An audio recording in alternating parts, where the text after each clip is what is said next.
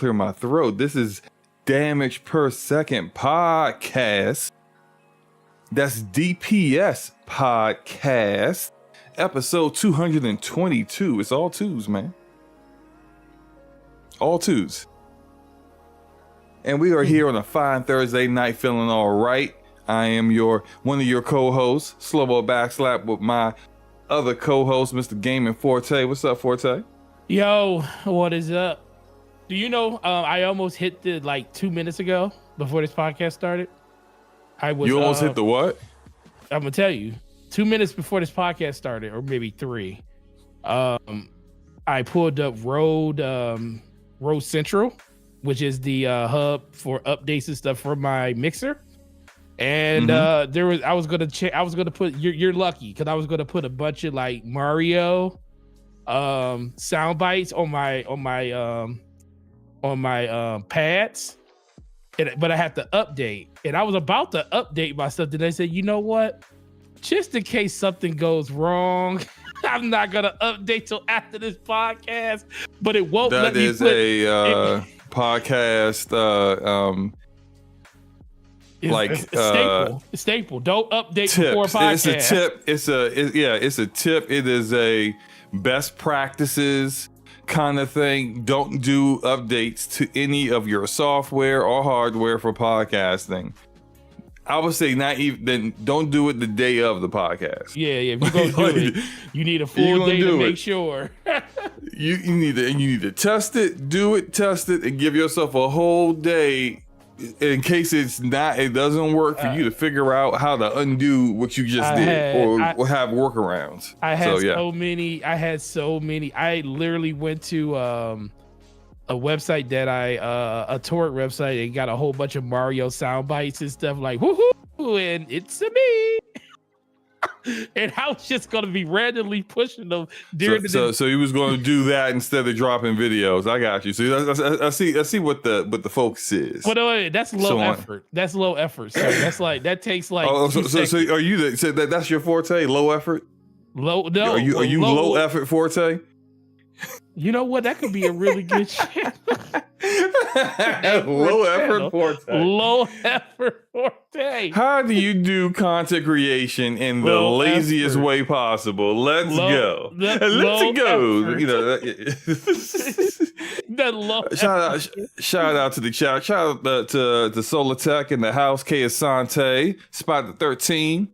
Mitchie dies a lot. Hope you guys are having a good Thursday night. We're going to have a really good show. I got some South of Midnight up on the Jumbotron.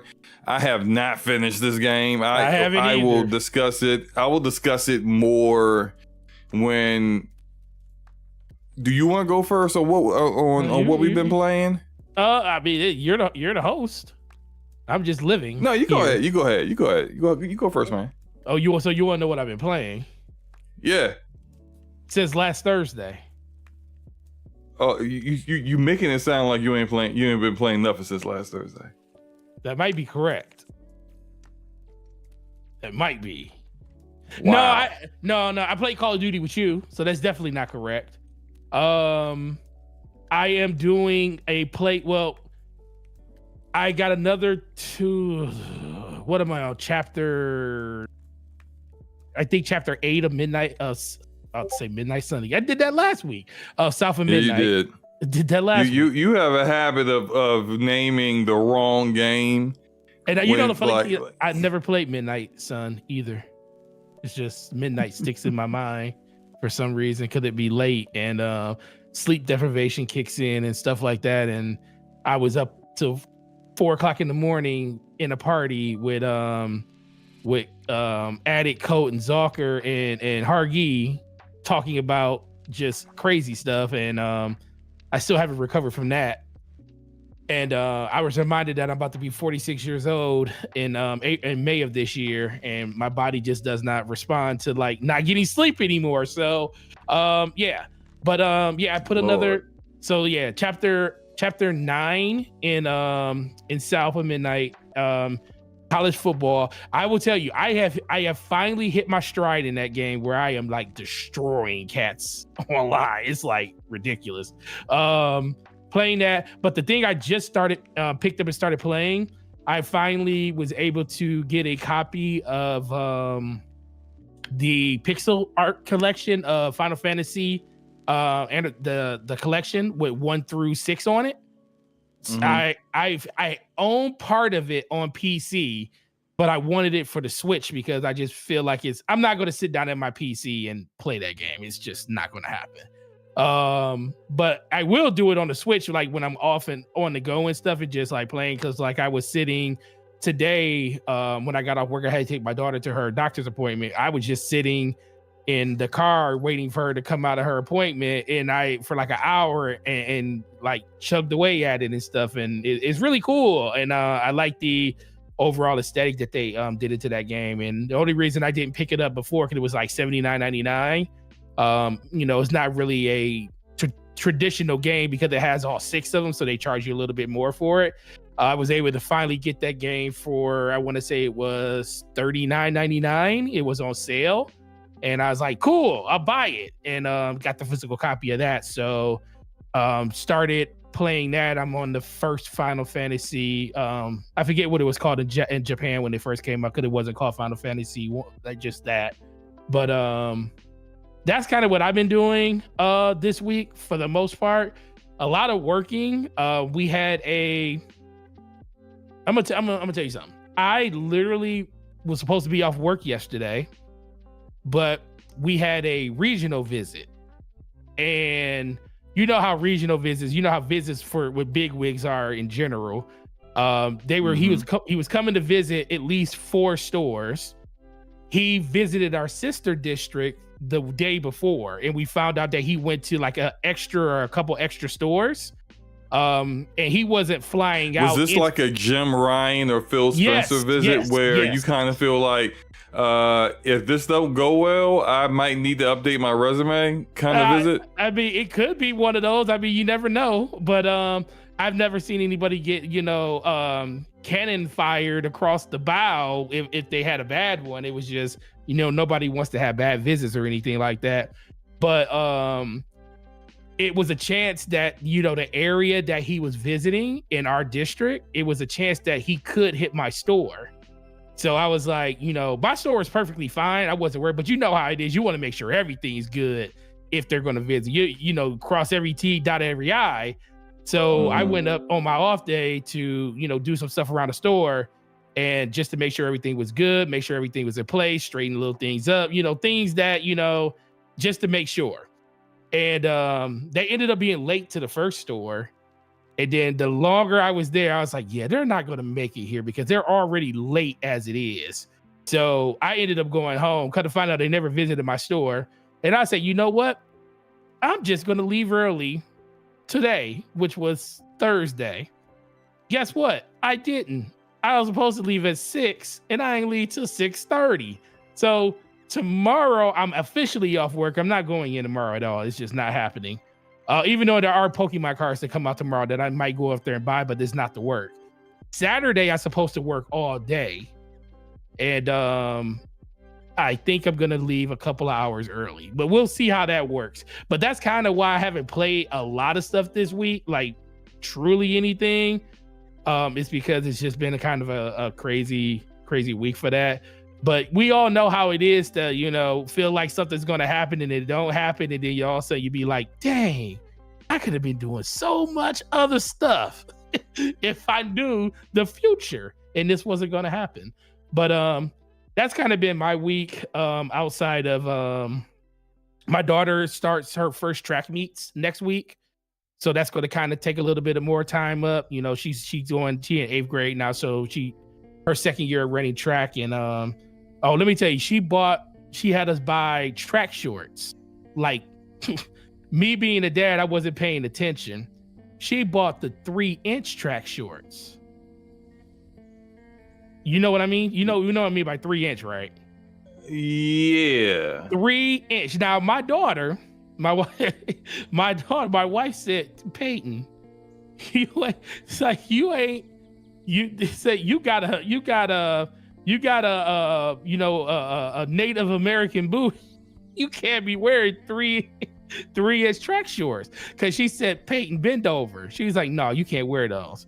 So I'm looking like I don't know what to say because I'm like, nah, she can't. I don't want to make her feel bad. I say, no, you can't wear these.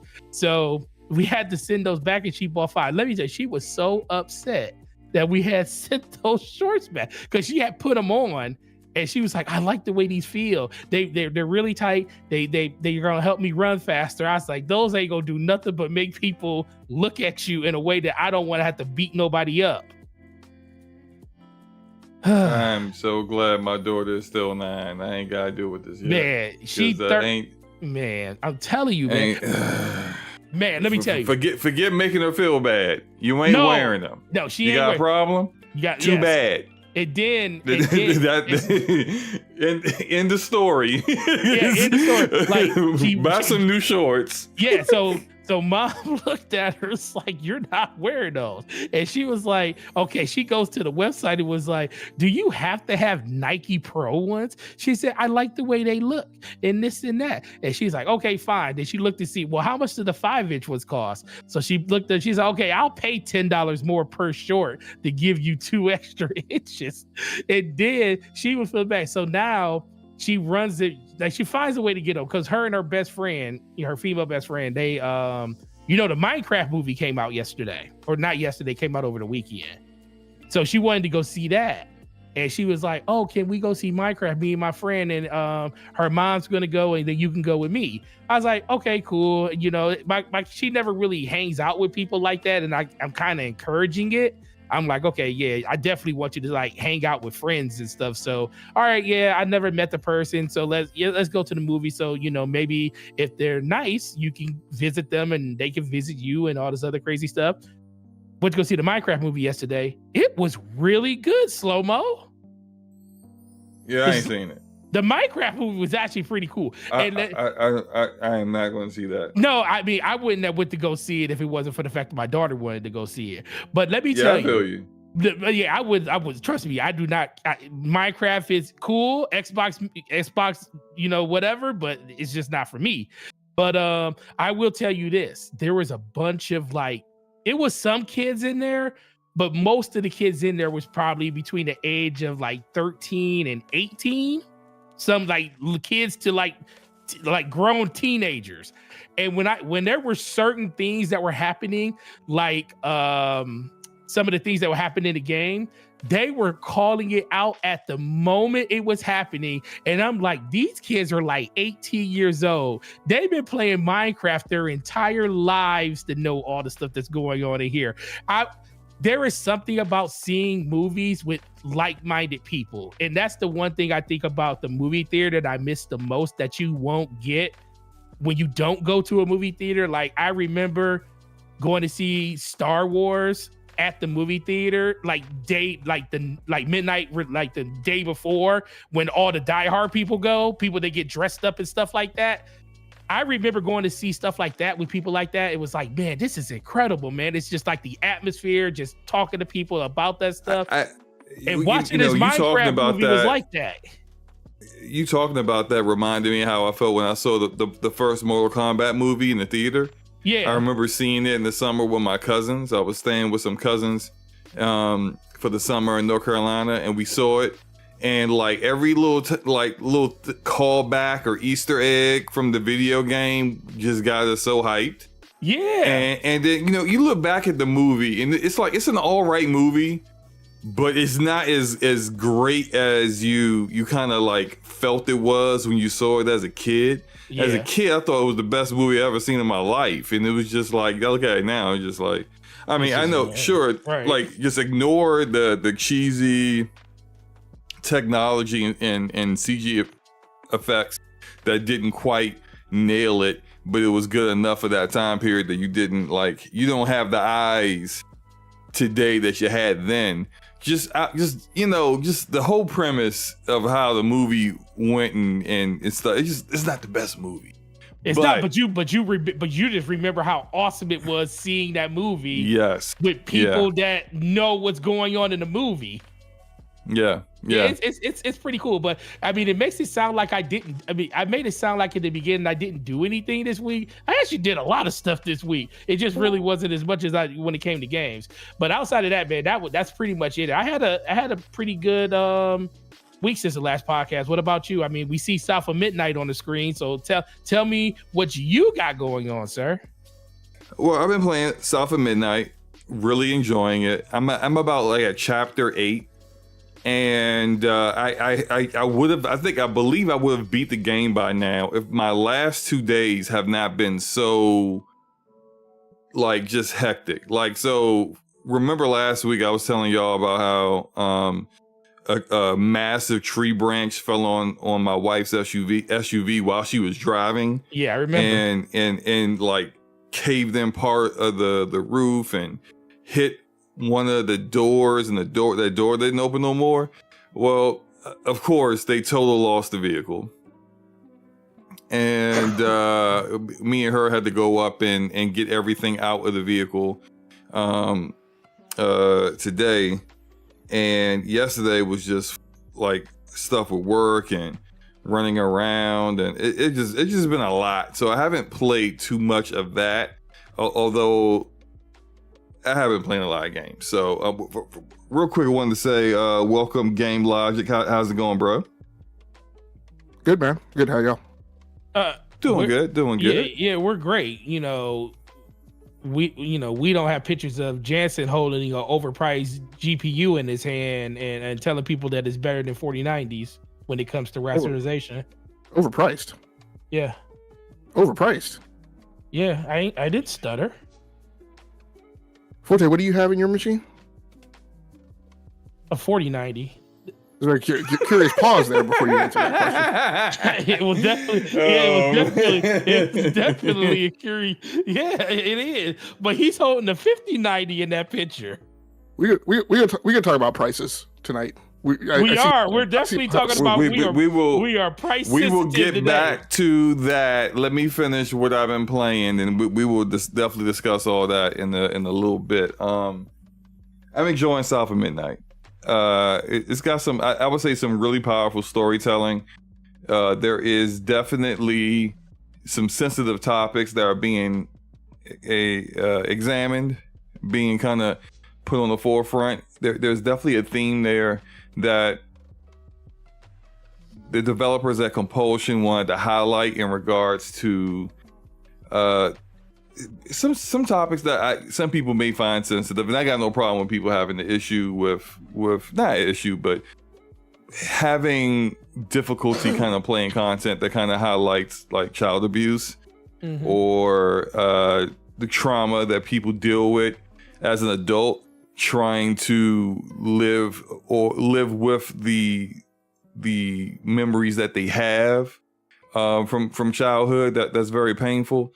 I just always want to highlight that. Look, bruh, like, don't have a problem with these kind of themes with this kind of game, but then not really have a problem with it in other games. I just like when I see the hypocrisy, it gets me a little agitated. But other than that, like outside of the social commentary of it, the game's fun.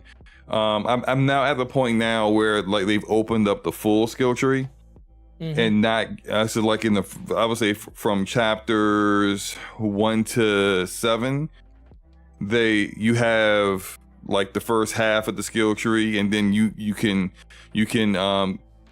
do modifications to certain abilities from there, and depending on the amount of, I forgot what they call it, but amount of the like a currency that you get that you can use towards that. Now I'm at the point where I can unlock the other abilities, and so far I know like there's some criticism of the game's combat being repetitive.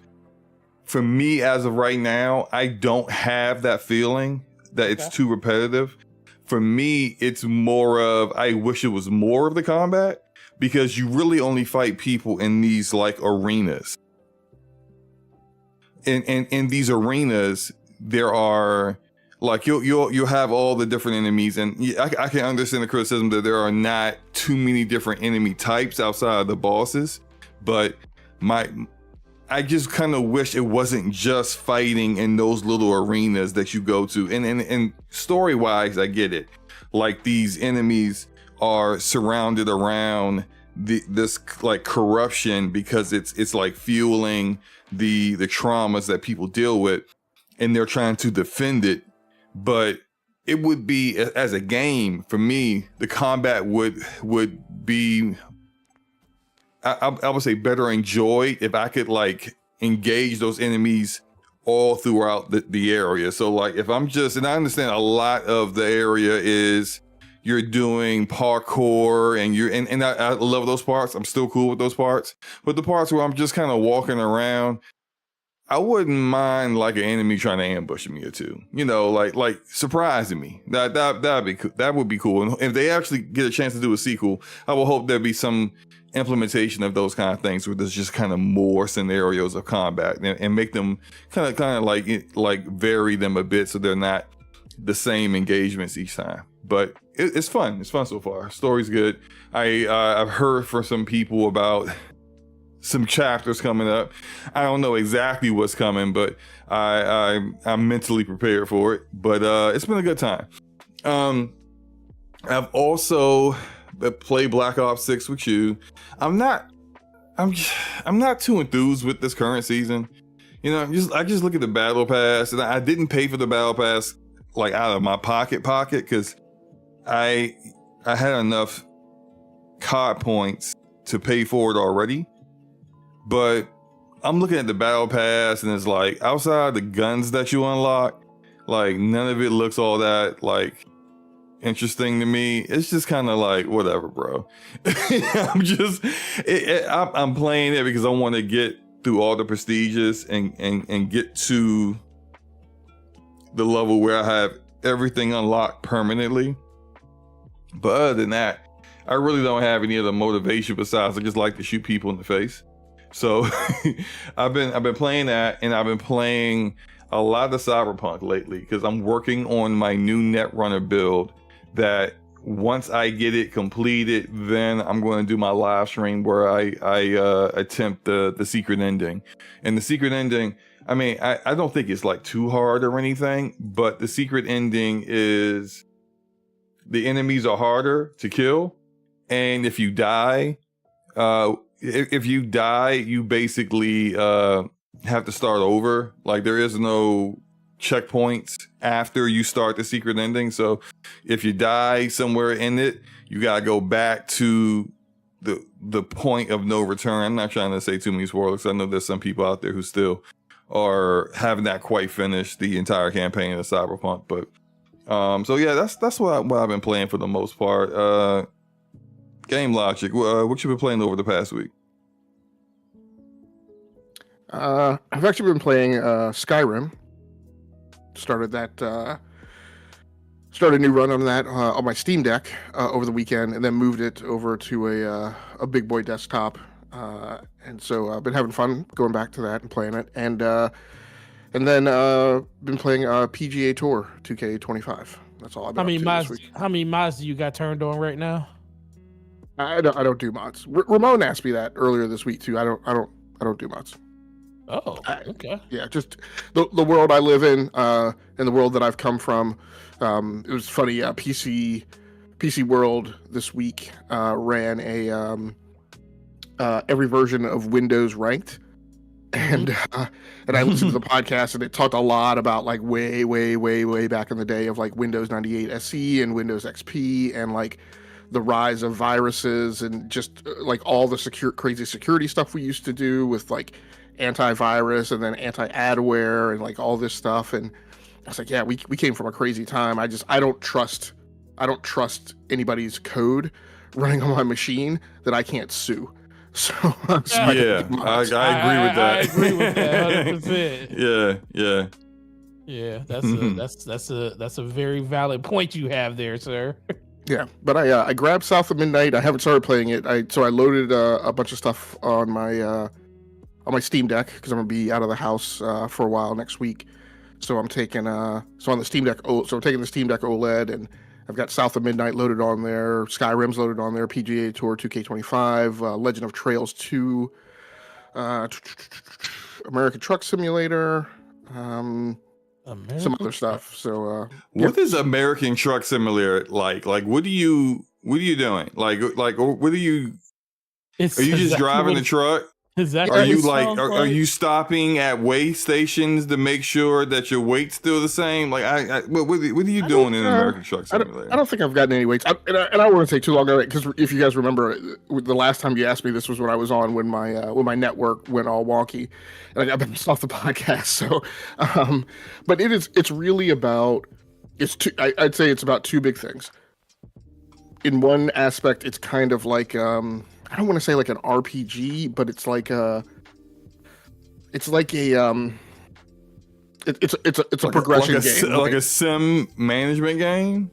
There's a slight aspect to that, like in the same way that like Formula One and other games are about like getting the next better vehicle, the better attributes of that vehicle, that giving you access to like different jobs and activities, right? I mean, when you play ATS like all the way through, like you can eventually build up like a fleet of a trucking company, right, with like dozens of trucks, and you hire other drivers and you amass wealth, right? And so it's all there's a little gamesmanship, a meta around like building your business, right, and running your business and going from having to go out and make runs yourself, right, and eventually getting to a point where you're making runs yourself because you just enjoy driving, but then you're hiring other people to go do stuff. So there's that piece of it, and then another big piece of it is kind of the precision driving piece. So yes, you run routes from point A to point B. There are some emergencies or like weird things that you have to deal with, like there will be like the highway will get blocked off because there's been a big accident and somebody's getting helo evac, right? And so the road is blocked. So now you got to figure out how to reroute and still get to your destination on time. So there's stuff like that, but it's really about when you I always find it fascinating when people play like a game that's like somebody's real job. It's just always like I kind of get it, and then I kind of like, to each their own. But it's fascinating hearing, like, that's why I asked, like, what are you doing in the game? Because I wanted to know like how close to the reality of like a real trucker it is. Because then you definitely get the people that are like, I drive trucks for a living, and this is BS, like this is not real trucking, like, so then they're like, all right, well, we will make sure.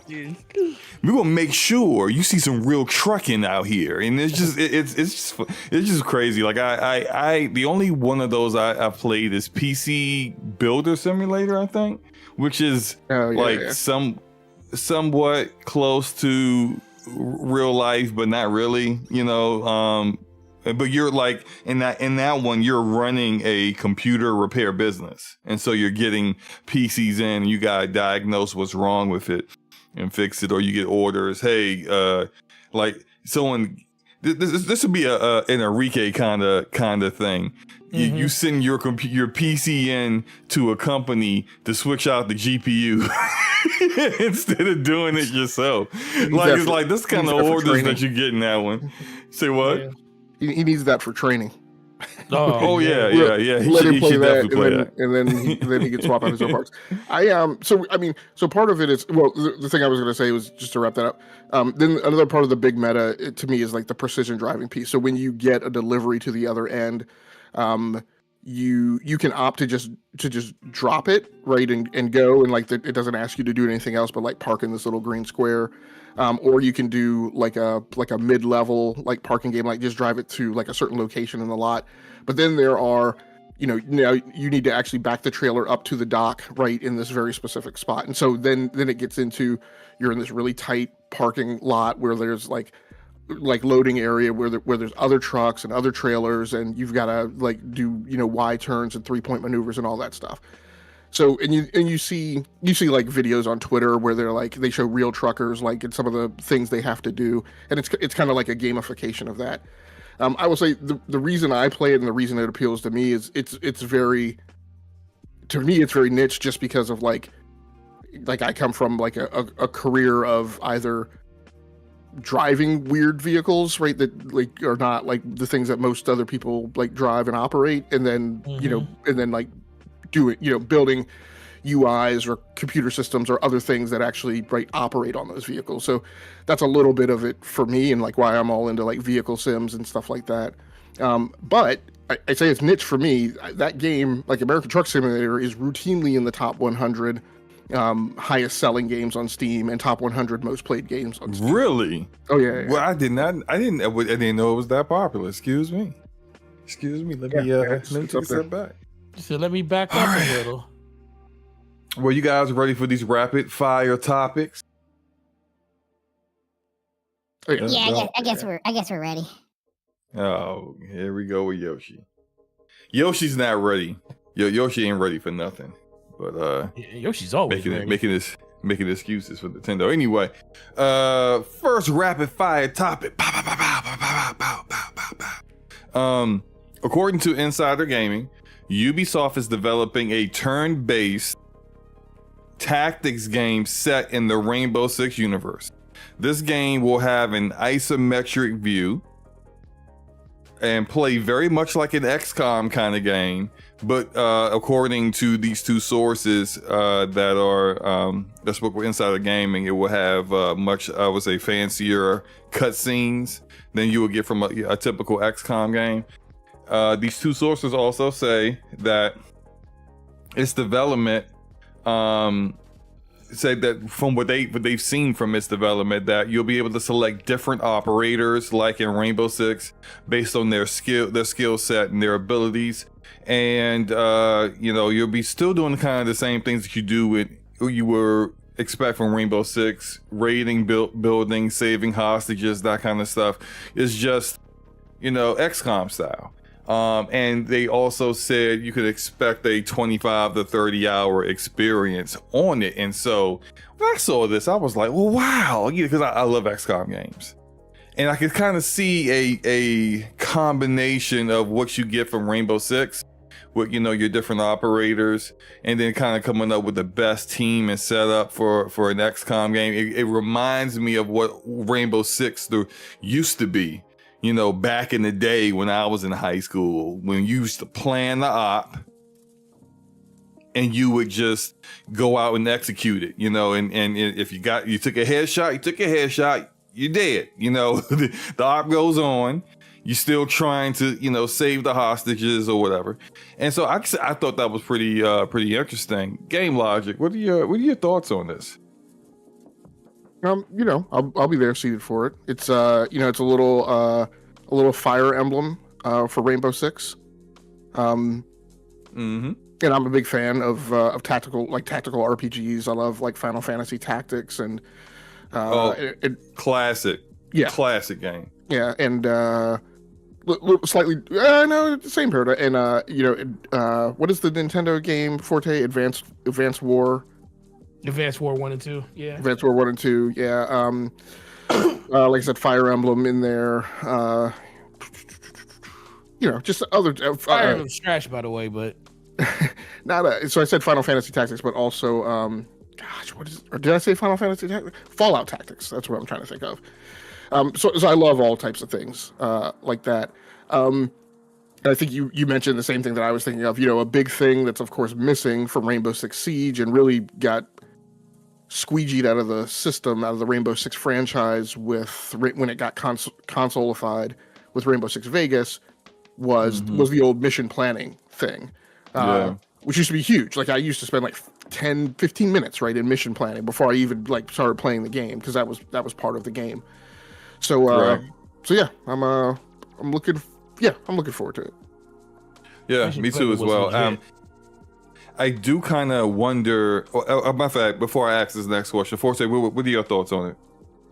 No, I mean, it's interesting. It's going in a new direction for the franchise. With that being the case, I think a lot of people really like that type of gameplay. I know people like Cognito and Addict. They love games like that. They love XCOM. So if that's the direction that they wanted to kind of go with, it would kind of bring more people to the IP. And I think that's the biggest thing that they can do. With IPs like this that are not stagnant or anything, because there's a lot of people that still play it today. It's like one of the games that Ubisoft did the best with when it came to like the live service side of it. So just to get more eyes on that IP, I think would generate a little bit more buzz even around the things that they already made versus what they might bring out in the future when it comes to that. And I always like the fact that they change it up a little bit. That was one of the cool things I thought about Halo when they did like Halo Wars and stuff. Like, you know, I love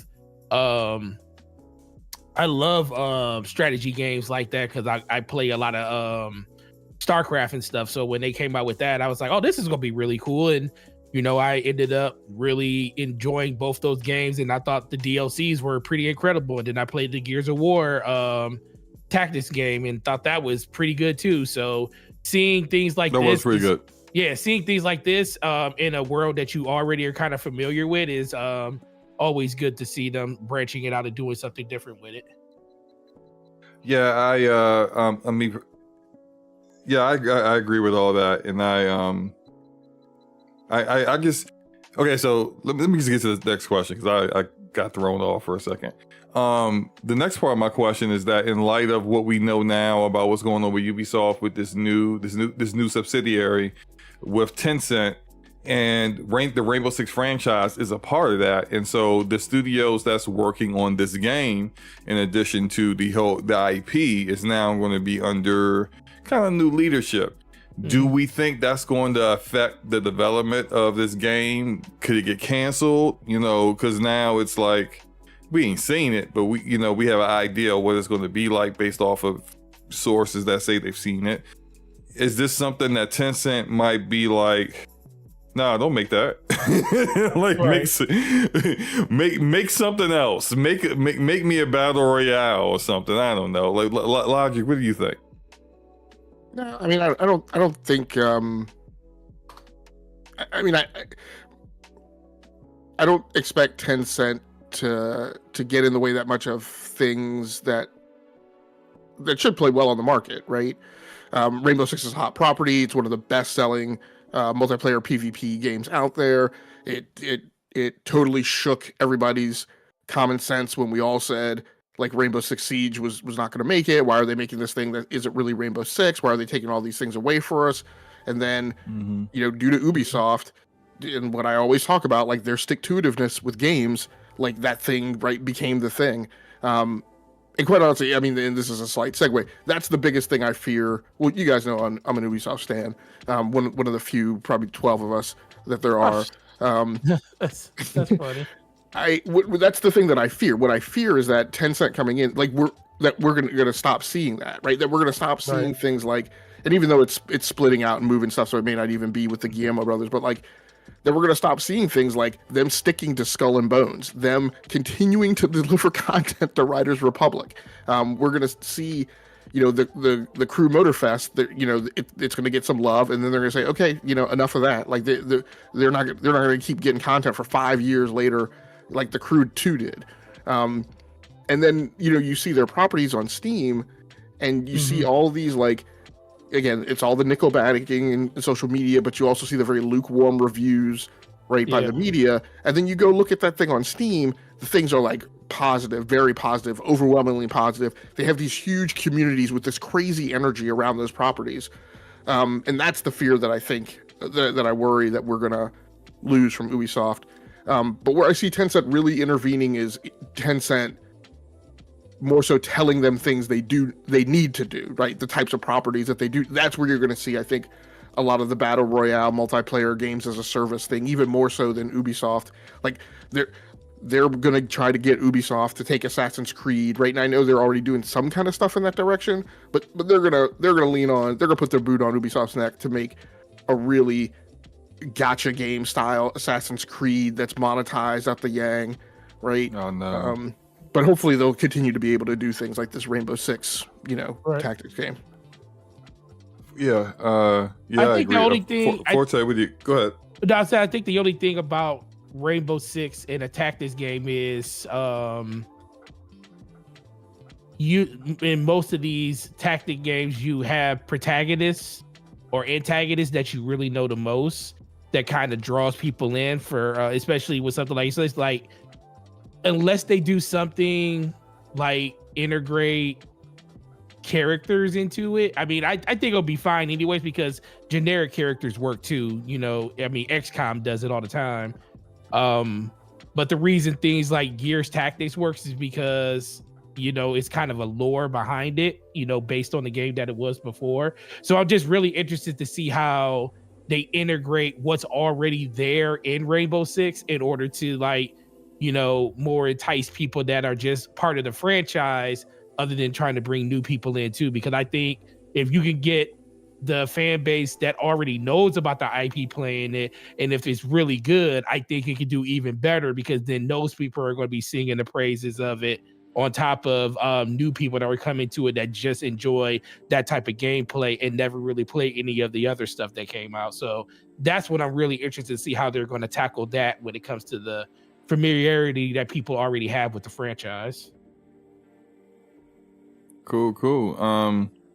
I think I think they're gonna leave this Rainbow Six game alone. I also kind of wonder, like, depending on how far in development it is, if it's really far in development, they'll probably just go ahead and support it and make sure that it comes out, even if they may be opposed to the kind of game it is. And you know, I love XCOM games. I love those style of games, but I do also recognize they are not the most popular out there. They don't make the most money, you know, irregardless of IP. When you see them, like XCOM is fantastic. I love XCOM, but they don't have the most sales. Fire Emblem is is the only reason why I will buy a Nintendo device at this point in time. Mm-hmm. And Fire Emblem Three Houses, which is fan-freaking-tastic, has only sold 3 million copies on a Nintendo Switch that has sold like a gazillion copies. You know, so it's just, you know, everything sells on the Switch. It appears, it's not, you know, and not in reality clearly, but it just appears that, you know, everything sells over there. But Fire Emblem does it. It's just like, so the genre is not as popular as other genre of games, but they are always considered to be of high quality, even by people who don't care to play them. Mm-hmm. And I just kind of wonder if, like, the data and the lack of sales would prevail over the level of quality that, you know, we typically see from those kind of titles. I just kind of hope that whatever the leadership group is that is running this new group within Ubisoft, mm-hmm. is more about the creative side of things and making sure they make a lot of different quality titles and not just the same old stuff where it's the typical format of live service you see now, and live serviceifying everything that is among those IPs that they now control. So we'll see what happens, but I'm looking forward to that game. Anything else you want to say about this before we get to the next one? Nope. Okay. Rapid fire topic number 2. Pow. All right. I was saying Rainbow. Good grief. Final Fantasy IX Remake. It has been teased by Square Enix on Twitter. A post from the Square Enix Twitter account showed the quote from the ending of Final Fantasy IX and a caption saying, and there was a caption in the tweet saying, "If you know, you know." So a lot of people have been speculating that this means that there's a Final Fantasy IX remake coming soon. I can say personally that I've heard from someone who works for a particular platform that this game is definitely in development. So okay, it's something that is coming. Whether it comes this year or not, I think it's either going to be released this year, or we're at least going to see it like for the first time. It's going to be announced, and then it'll come out maybe like next year. But Forte, what are your thoughts about Final Fantasy IX Remake? And if I remember, that's the one with Squall in it, right? No, Squall is Final Fantasy 8. 8, 9. Zidane is 9. Okay, yeah. 9. Yeah. I always get 8 and 9. It's a very different art style than the previous ones. The previous ones was very much like steampunk, Final Fantasy VII, high science fiction, not high science fiction, but a futuristic look with Final Fantasy VIII, with some still fantasy elements to it. Final Fantasy IX was like them kind of going back to their roots with Super Nintendo with the art style and the kind of look of everything. But I remember the gun sword. That's Final Fantasy VIII. 8, I know. That's why I loved it so much. Do you think with this remake, do you think they would do what they did with Final Fantasy VII Remake, where they kind of make it like they completely change the combat system? They do a whole the budget is through the roof.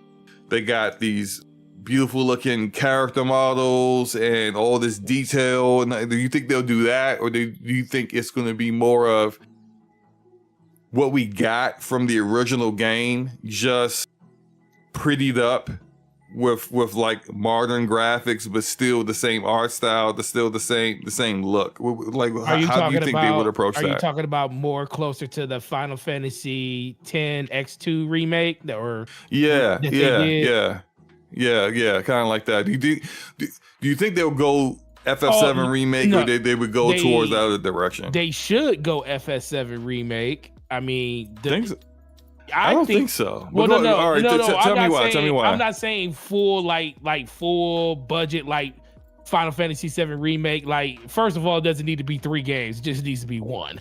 It just needs to be 1. I agree with that. It doesn't need to be 3 separate games. I mean, 7 didn't need to be 3 separate games, but that's what they ended up doing. But I think at a certain point, that is kind of the direction you kind of went when it went to like all of your modern Final Fantasies, when you start looking at Final Fantasy 16 kind of being the beginning of that era of changing everything up, and then you go to Final Fantasy 16 with 7 in the middle of it, 7 taking like the best qualities that you got from 16, I mean from 15 and 16, and you know, it has its own style to itself, and you see where 16 is now. They could, just for nostalgic reasons, I feel like they could get away with just giving us more of a better coat of paint and doing something like they did with Final Fantasy X and X2. That would be, I think, fine for a lot of people too. But I feel like if they're going to go down that road, they don't have to put the budget like they put for Final Fantasy 7, because we know Final Fantasy 7 is, you know, one of the heavy hitters for them. But I do think, you know, to like kind of keep that same art style going would be the best way to go with that. But it really just depends on how much they feel like they would actually get out of, you know, selling it at that point. Like, you know, Final Fantasy 9 wasn't the best, wasn't even like up there as one of the best in the franchise. But so would somebody recommend to them to put that much money into it? Because we know the one thing that costs the most is making things look pretty, and that's what Final Fantasy VII remake and rebirth and whatever the last version that's going to say R in it is going to be. Resurrection, probably. Who knows? So part of me feels like they should do it based on just keeping the consistency that they had ever since they basically went to 15 and did that same thing with 7. But I wouldn't be opposed to them bringing out, just like I said, a version of Final Fantasy X and X2 like they did that way too, because that was a really, really good story. And it is something that's completely different from the formula that they did with the Final Fantasies of that era, because like you said, that was the one that kind of, you know, went more into, it wasn't like the fantasy side. Like, it was fantasy, but not as fantasy as like Final Fantasy 7 and 8 was. They kind of changed it up a little bit. So it would be a nice change of pace to what we have now. So I wouldn't be opposed to either way, but of course I want to see pretty graphics, and that's what 15, 16 and R7 did. Yeah, but I think you can still get pretty graphics while also retaining the art direction of Final Fantasy 9 opposed to 7. I think 7 Remake looks the way it looks because that's how we all imagined Final Fantasy 7 to look. If the technology of 1997 was well, yeah, Advent Children, like, and they even said that, like, that's they why. they wanted Advent, they wanted to be able to take how Advent Children looked and put it in a video game, and that's what they accomplished that goal. But it's just like those kind of expectations just aren't on Final Fantasy 9. I would rather. I just talked myself out of it. You know why? Because I just thought about Advent Children, and when I said that, I was like, 7 was meant to look that way because Advent Children said it should look that way. And ever since I saw Advent Children, I was like, I wish Final Fantasy 7 looked like this. So yeah, you're right. I will go back on that. I would not mind. I wouldn't mind anyways, but I can see a reason of keeping that artistic style that game has because it was unique to that game compared to everything else that was brought out back then. So I definitely agree with you on that. Cool. Logic, what are your thoughts on this? Well, I've got nothing. I'm not a Final Fantasy person. You still should have no. You got something. No, listen. You are a third tier here. You are third tier here. You have to have an opinion, sir. Have an opinion. His opinion is he has no opinion. No. We don't allow that here. Well, we always want better graphics. Ed Jensen with a overpriced GPU in his hand. Hey, I'm looking at this one tweet, and I'm not going to say who this is, but there's a tweet about we've peaked on graphics, and investing more money into graphics will just hurt gaming. I'm like, that's we have not peaked on graphics. Right. People say this every 5 years. Yes, I mean that's in the same realm as 4K 60 is concerned trolling. I'm like, there are some of us who want performance, and we have a right to ask for that. It's not your right to tell us we don't have a right to ask for that. Like, I'm tired of this gamer shaming. Okay, so I'll ask you this, Logic, Hemp. Lord knows we haven't peaked on graphics. That's definitely not happened yet. But what's going to happen first? We peak on graphics, or we're going to peak on price to get those graphics? Are we going to? I thought we were going to get into the price thing later. No. I'm just talking about Forte loves to derail the conversation. I'm just talking about just in this instance because we're talking about the aesthetic look of the game. We ain't gonna go into anything else. When it comes to this, that's what I'm talking about. So let's bring that down to the metal when it comes to this particular topic. Yes. What you're talking about is to get that level of like visual quality that we saw from like Final Fantasy 7 Remake. You're looking at longer development times, bigger budgets. The game, they're going to charge more for the game versus what I'm suggesting when it comes to Final Fantasy 9 Remake. Give me the same art style and aesthetic, make it prettier, and even if you do that, you can still fit that all within one game. Maybe not like stretch the content out and add so much extra side content like you did with the FF7R games, but it should cost less to do that, which I still think is not going to be cheap. Because I'm still talking about having like high level quality cutscenes. It's just that the way that art direction is, it's kind of like the difference between Fortnite running on Unreal Engine 5 and Hellblade 2 running on Unreal Engine 5. There's a different scope to what you are attempting to execute for both games, and therefore they both look good, but the direction for both developers was different. And so, not saying Fortnite's cheap, it's clearly not cheap due to everything they do, but they were, when we saw them pivot the Battle Royale, they did that very quickly with what they were able to basically just throw together in that time frame. So it's just, I think that's what you're saying. That if you're going to go for that level of visual, that visual, those level of visuals, that you're going to need like far more people. Far more people means far more salaries and medical benefits, families. The budget's going to skyrocket. Is it worth all that for an art direction that may not even really suit the game? I don't know.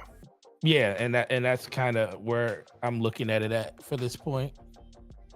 Forte, the answer I had to your question on that topic, and not just games and graphics, but like a lot of other stuff we're going to talk tonight, is you asked, are we going to peak?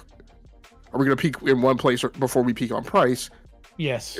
And I say the same thing that I say about, not that I say about, but you've seen these movies that are like about like, or TV shows that are about like the apocalypse. And like, and everybody's like, the whole show is about like trying to prepare for the apocalypse or trying to get ready to defend against the apocalypse. And then you always get to this episode in this season and they tell you, well, the apocalypse has been going on. Like you're living in it. Like this is the apocalypse. That's kind of where I am. Like we've already hit the point where price has been breaking people for a very long time, and we just didn't notice it. Some of us were oblivious to it, and we're lifting up our heads now and realizing, oh, no, this has actually been going on for a while. It's actually been getting done to me, but it's been getting done to me onesie twosie, and I didn't realize it. Onesie twosie. Fascinating. Onesie twosies. Getting done to you. So this is a family friendly program. Anyway, look. All right. So moving on. Third rapid fire topic. Contraband is slated to come out later this year. Maybe. I forgot that was a game. Was that a game still? Yeah, was it maybe 2019, 2020? When did we hear about that? All we saw was a coffee mug. 2020. Yeah. I think it was maybe right before the gen 2021? started, right? No, it was 2020. Yeah. It was supposed to be Okay, yeah. We got like a 45-second trailer of like somebody's garage. Yeah. Right, walking down the stairs like car simulator. Let's go. Yeah. I hate teaser trailers like that show you nothing. But there is the possibility that Contraband comes out later this year and we see it at a topic is the topic later on tonight. Certain showcase. A lot of the talk this week is that some content creators have been discussing is okay. Arama says it was shown in 2021. That's what I thought. It was somewhere in that time frame, 2020, 2021. A lot of this is actually coming. The root of this all is really a LinkedIn job announcement where what's the name of the studio? That's Avalanche Studios is looking for a DevOps engineer. And so that brought up people going, oh yeah, Contraband. I forgot that game was out. It was supposed to be coming out. And I'm not going to say everything that I've heard on this. I'll just say that thoughts of it may be coming out this year are not far-fetched. I just think that at this point, it's been so long because that game probably got rebooted. I don't think it's the same game that they have initially proposed it to be, potentially. I don't know that for certain. It's just kind of my thought on it. Game Logic, what are your thoughts about Contraband?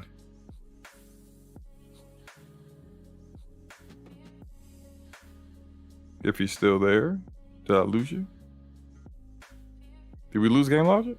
No, he was there. Okay, well maybe he's got an audio issue. That's fine. Come back, Forte. What are your thoughts on Contraband? What is it? I don't know.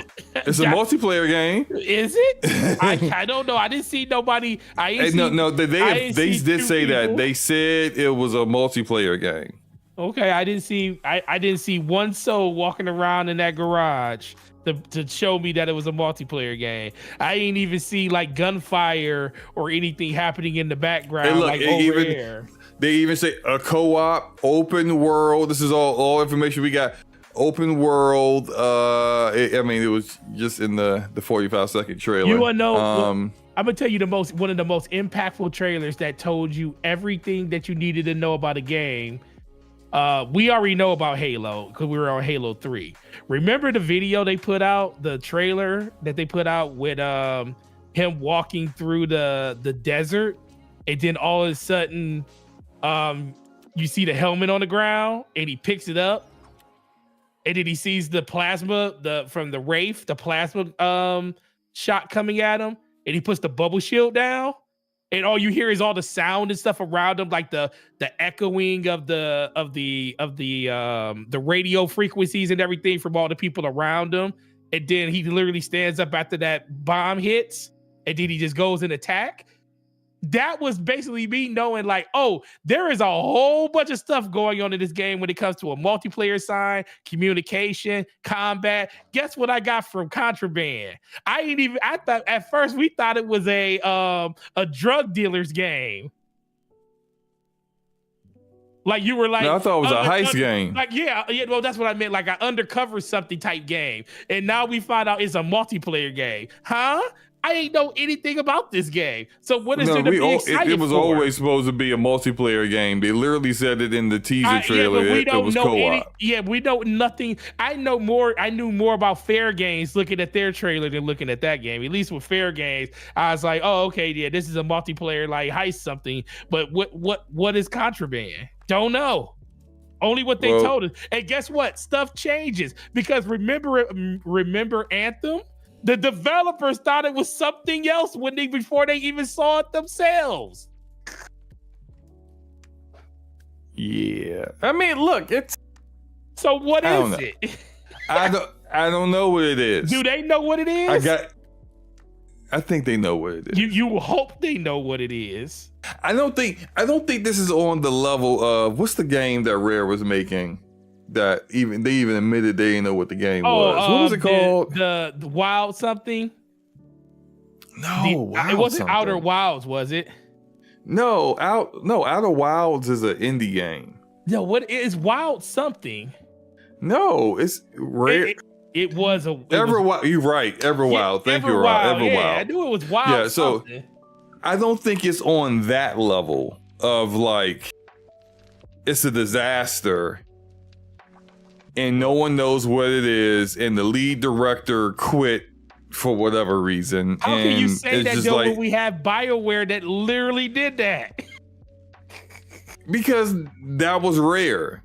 That was a rare level of incompetence for the game industry on the whole. Like to be making a game, and then when they reveal it for the first time, it's not even the game you thought it was, and you work there. Like that's rare.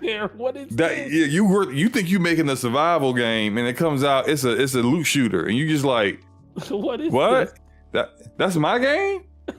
like that's super rare. I don't think that's what's happening here. I think the reason why we didn't hear anything about this game for a long period of time is that at some point in time, I don't know what kind of game design they had working with it, but they realized it wasn't working, and then they tried to change it up. That's what I think. I think they tried to change it up, and whatever it's going to be now, I mean, whatever it's going to be now, good. Go for it, release it, show us what it is. We can then determine if we're going to play it or not, if we're going to like it or not. Just like, I hate to see games where I hate seeing teaser trailers that don't give you too much information. Yeah, I'm the same. Because it's just like, what's the purpose of this when I don't know what you're trying to entice me to play? Mm-hmm.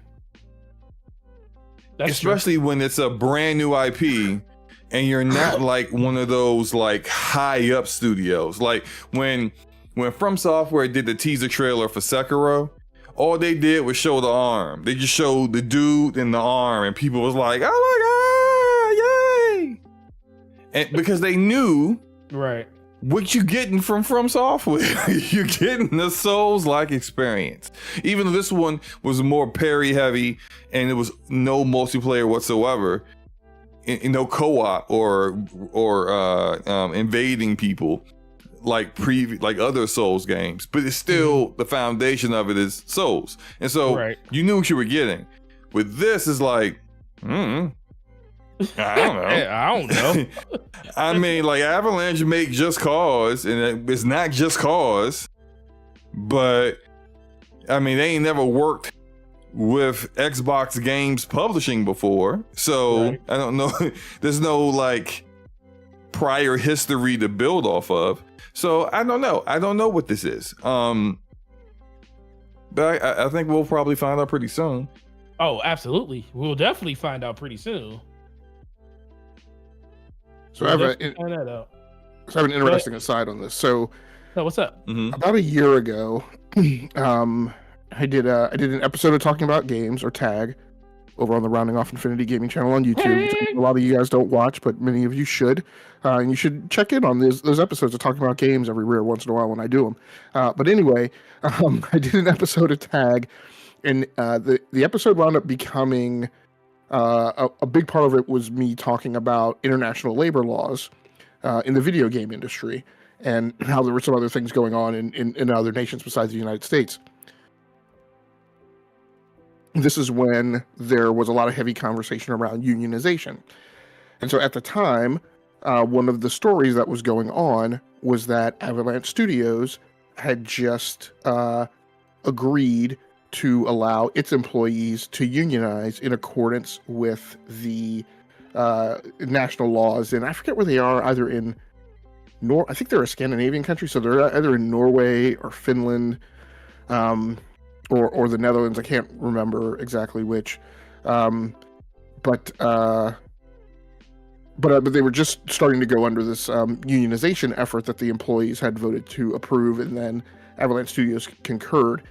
It was super interesting that Avalanche Studios' response was that they agreed, but they wouldn't codify exactly what the agreements were going to be with the union for at least another year. Avalanche Studios is based in Sweden. Just double check that for you. Yeah, thank you. And so I thought it was curious, and then I started pulling the thread, and Contraband was mentioned in this article, and I was Contraband, like that sounds familiar. And so I went back and looked at it, and I was like, oh, looking at that timeline, I think what's likely going on is they are somewhere in the final production crunch on this thing, and they have to get it done, and they can't afford to have a union coming into being and impacting efficiency and messing with the schedule, because they are under contract by Xbox, and that has financial implications if they don't make the schedule. And so that was so about a year ago I talked about like this feeling that I felt there was a tipper in here that Contraband should be getting wrapped up and should be getting released shortly thereafter. Now I don't know how you feel about that, but I will say personally, I don't like hearing that you're releasing a game not because it's ready, but because of other like business related issues that don't have to do with the game actually being feature complete, polished, and ready to go, but dealing with, oh, well, we need to release it because, devs are unionizing and we need to get this out the door before things change how our budget works, and whether, we could get funding to really finish everything we want to do. All right, so some of this stuff that we planned on implementing, cut that because that's going to take too long. It's going to get us outside of these milestones we need to hit, and let's get the game ready to go. Like I know that happens often. Things get cut all the time, but like releasing a game because you can't, that's not a good look to me. I don't know, like your logic. What are your thoughts on that? Because you definitely have had a long period to think about that than I have.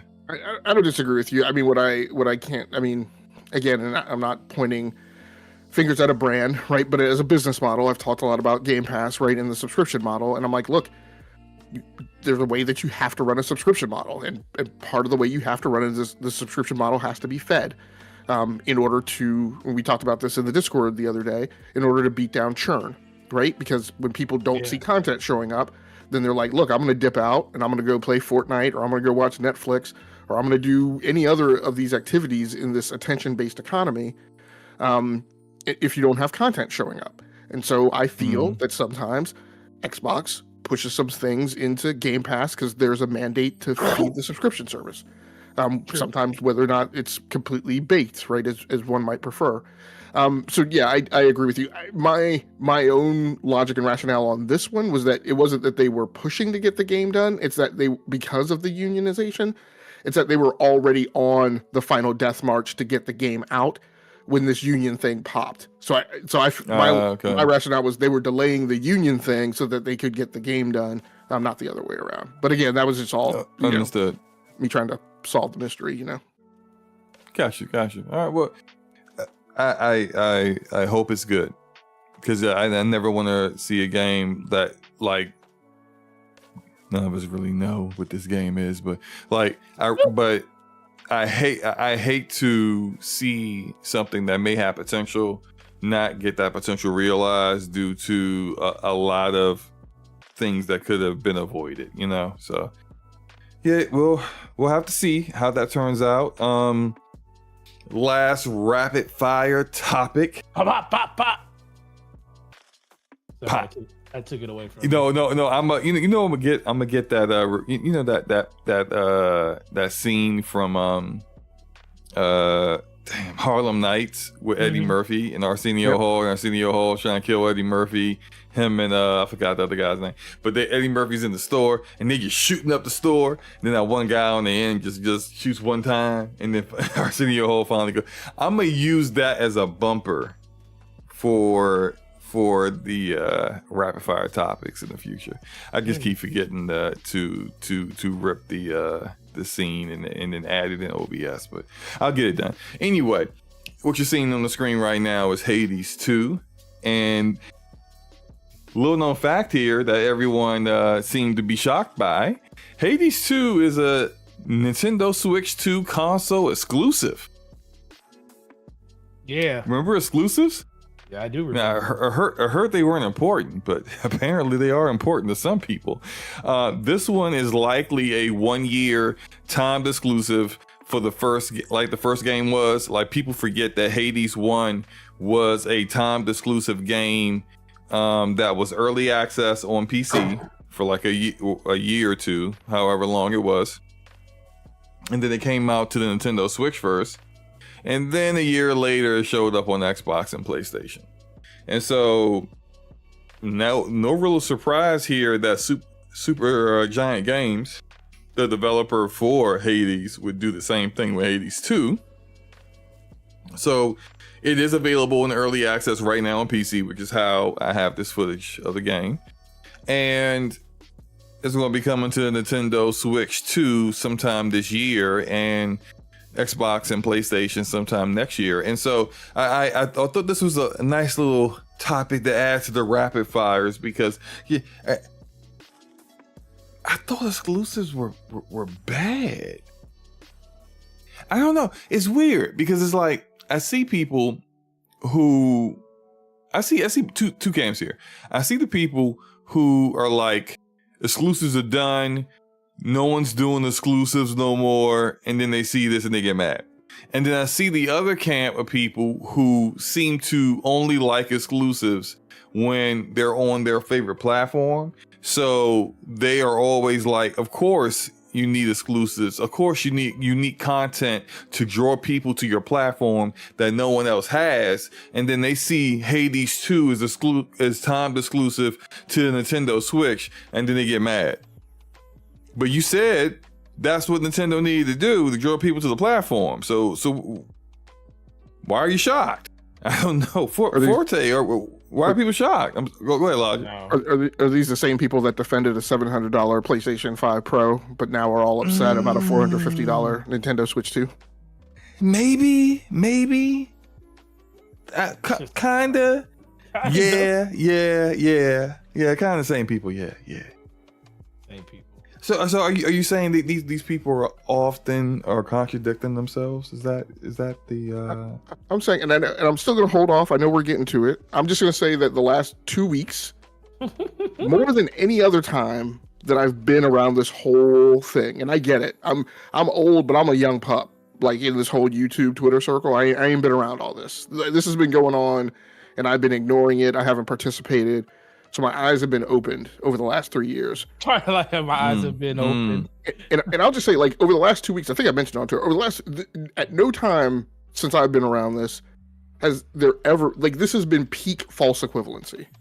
Mm-hmm. Like, people have called Nintendo out for stuff that their own platforms have done more than one time over that they've defended.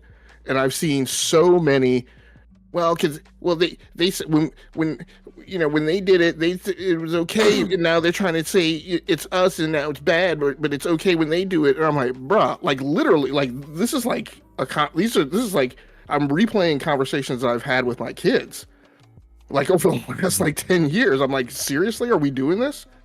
Like you got sand in your underpants because somebody's now doing something you did before. Like, so anyway, I don't know. Like I said, it's been the fortnight of false equivalencies in the gaming community for the last couple weeks since that direct. Yeah, agreed. Forte, your thoughts on Hades 2 console exclusive on the Nintendo Switch 2? Hey man, just like Dustblood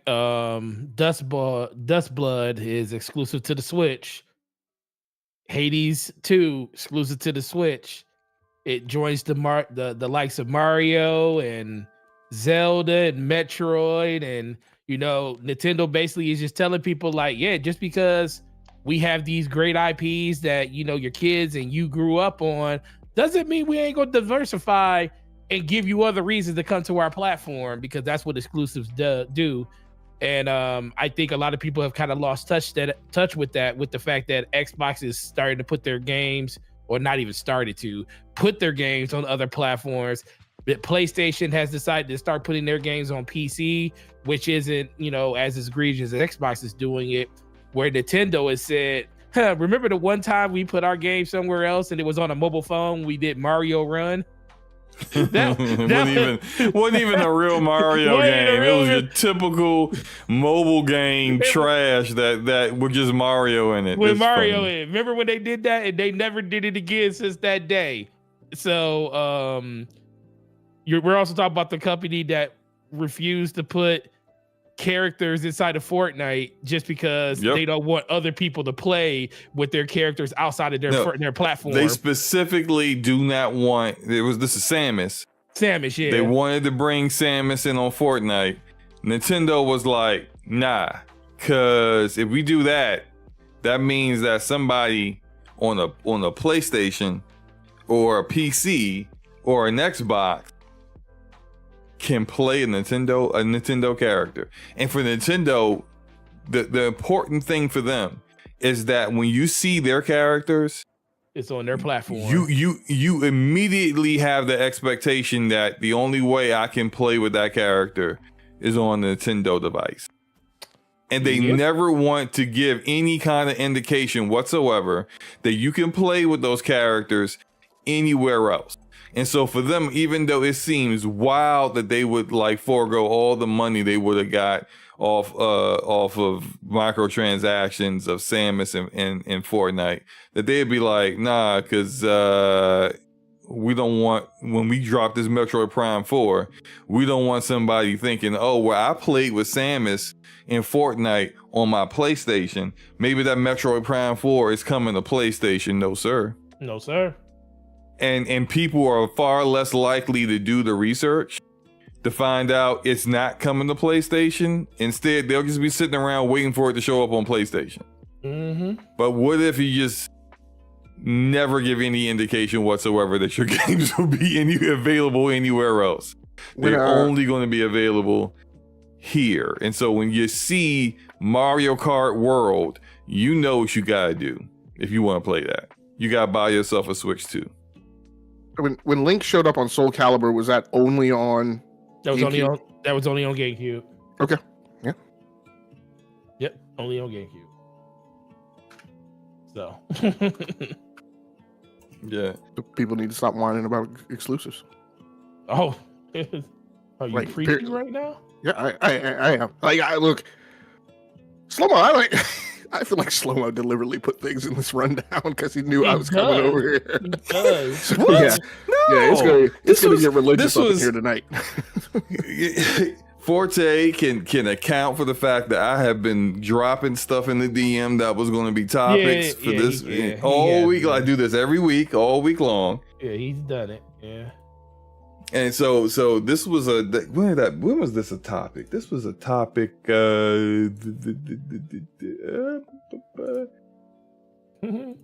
It was. I put this in here on Tuesday. Tuesday morning. Yeah. That's funny. Anyway, so that is the last rapid fire topic.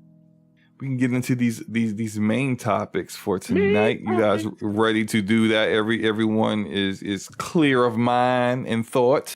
Yep. Soul and body. All right. So Marathon being created by Bungie is going to get a gameplay reveal this Saturday, April 12th at 1 p.m. Eastern Standard Time. If you want to see the gameplay for Marathon for the first time ever, you should probably tune in. Depending if I'm not out trying to buy a new SUV, I might be streaming this, so look out for that. But according, and I'm gonna read this. This is the official press release from Bungie on Marathon. It says, Marathon is a team-based extraction shooter and the first completely new project from Bungie, the creators of Halo and Destiny, in more than a decade. Set on the mysterious planet of Tau Ceti 4, Marathon will see players inhabit the bodies of runners, cybernetic mercenaries who have been designed to survive the planet's harsh environments while exploring the lost colony that once inhabited the surface. Players will search for valuable loot, including new weapons and gear. I think that last sentence, half of the last sentence, is probably the most important part of the entire fluff press release. Players will search for valuable loot, including new weapons and gear. And this is a extraction shooter. Just kind of keep that in mind. Bungie showed some screenshots of characters earlier this week. And the art design looks very much like from what we saw from the reveal trailer. It looks very similar. I think, actually, my personal opinion, I think the art design looks dope. Looks way better than what we saw from Concord. So we can at least say they didn't make that same mistake when it comes to having characters that don't look cool, don't look attractive or whatever, and turn people off from playing a game or even giving it a shot. And one more thing before we get into really discussing this, Marathon will not require a PSN account on PC and Xbox to play it. So it seems as if Sony is learning how to avoid stepping on the rake with PC gamers like they've done in the past, which should help make sure that there are no pitfalls to prevent people from giving the game a shot. So all that said, in that last sentence, I'm going to repeat that last sentence one more time. Players will search for valuable loot, including new weapons and gear. When it comes to extraction shooters, when this is the focus of the gameplay, there are people who are all in on that kind of experience, like your Escape from Tarkov kind of like players, where they gravitate to the tension of I've built up a character's loadout, certain weapons. I go into the arena, the environment, the map, whatever you want to call it, and that there's a chance I can lose it all. Mm-hmm. Or there's some nuance there. There's some extraction shooters that are like that. Like you literally lose the shirt that you came in on. Like you lose everything. You come out butt naked, right? Or it could be more of like The Division, where the stuff you come in with, you'll leave with it whether you win or lose, but you could find some real great legendary loot or some really like fabulous piece of gear that you really were needing to kind of really complete the build that you're working on, but you could lose it before you extract it out, you know, like that kind of, like someone else can come across you, jack you, kill you, take your stuff, and now you lost it. Like that entire gameplay loop, and bear with me here, I think there are certain kinds of gamers that are in for that. They love it. It's all they want to play. But I think a lot of gamers aren't there for that. Right. They love progression in the game. They don't like regression in the game. They don't like losing things. And so, although, because it's Bungie, gunplay is probably going to be solid. It's probably going to run really well, because these are two things that you mostly can expect from Bungie. It runs really well. The gunplay is good. But the gameplay loop might have people checking out fairly early. Forte, you have been playing Bungie games for over the past decade, far more than I have. What are your thoughts on this? So when I saw that a lot of content creators went out and got a chance to play it, I believe it was last weekend that they got a chance to play it. Well, that was the second time. So there was a group they played in October 2024, but couldn't talk about it. Well, yeah, it was a group, yeah. But this is the first group that was able to say that we played the game, outside of Bungie saying that, you know, outside of Bungie telling people that they had focus groups and people that played the game already, but nobody that we know of actually came out and talked about it. Yeah, Dr. Lupo came out and said he played it. He was a part of the group. And Dr. Lupo is a big time content creator. He's been playing a lot of Escape from Tarkov. He said he played it. He said he thought it was good, and he's excited for its reveal, but he wouldn't play it over Tarkov. So when did he say that? I saw like a clip of this earlier this week. Oh, so it was this week. So wow. I don't want to totally. Let me find the clip again. Go ahead. I'm trying to figure out a thing to land on that is not entirely dismissive. Mm-hmm. But what I'll say is, and this is the same problem that I had maybe a couple years ago. I think when like Enrique and I got into kind of an argument because he was like Shroud and I think Dr. Disrespect at the time, before Dr. Disrespect became even less trustable and more of a cretin than he already was. Like they said something about like the state of PC gaming or whatever, and I said Dr. Disrespect is an incredible opinion source, and he was arguing that, well, no, you know, he plays shooters and he plays all this, like the entire problem I've had with when the gaming industry goes to live streamers to get opinions and get them to represent things. I'm like, the opinions and the representation you get are always skewed and are always biased and don't really give you good telemetry on the mainstream. First of all, the validity of I thought it was so invalid when Nvidia flew a bunch of streamers who know nothing about GPU technology out for the 3000 series thing, and had a bunch of live streamers talking about, oh, you know, the graphics are great and blah blah blah. I'm like, these people don't know shit. They don't know anything. What is this supposed to mean? And Dr. Lupo was also one of the people who got to play Apex Legends before it launched.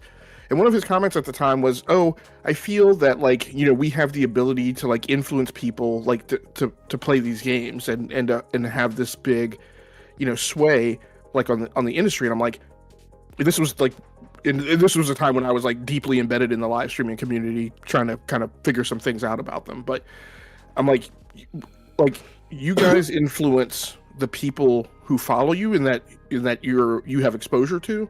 but those people are a very, very, very small part of the market. And so your guys' influence is actually, this was like, because I was going back and forth between the Twitch and the YouTube communities and looking at the different, like, I was like, your guys' influence and the sway that you think that you hold is far, you far overestimate what it actually is. So on more than one occasion, I've had occasions to like not actually think Dr. Lupo's opinion is, you know, is all that much. But at any rate, yeah, I mean, I only brought it up because I mean he had played it, and look, he could very well have an agenda in saying he wouldn't play it over Tarkov because he's a Tarkov player. So, right. And Tarkov is also, you know, very brutal.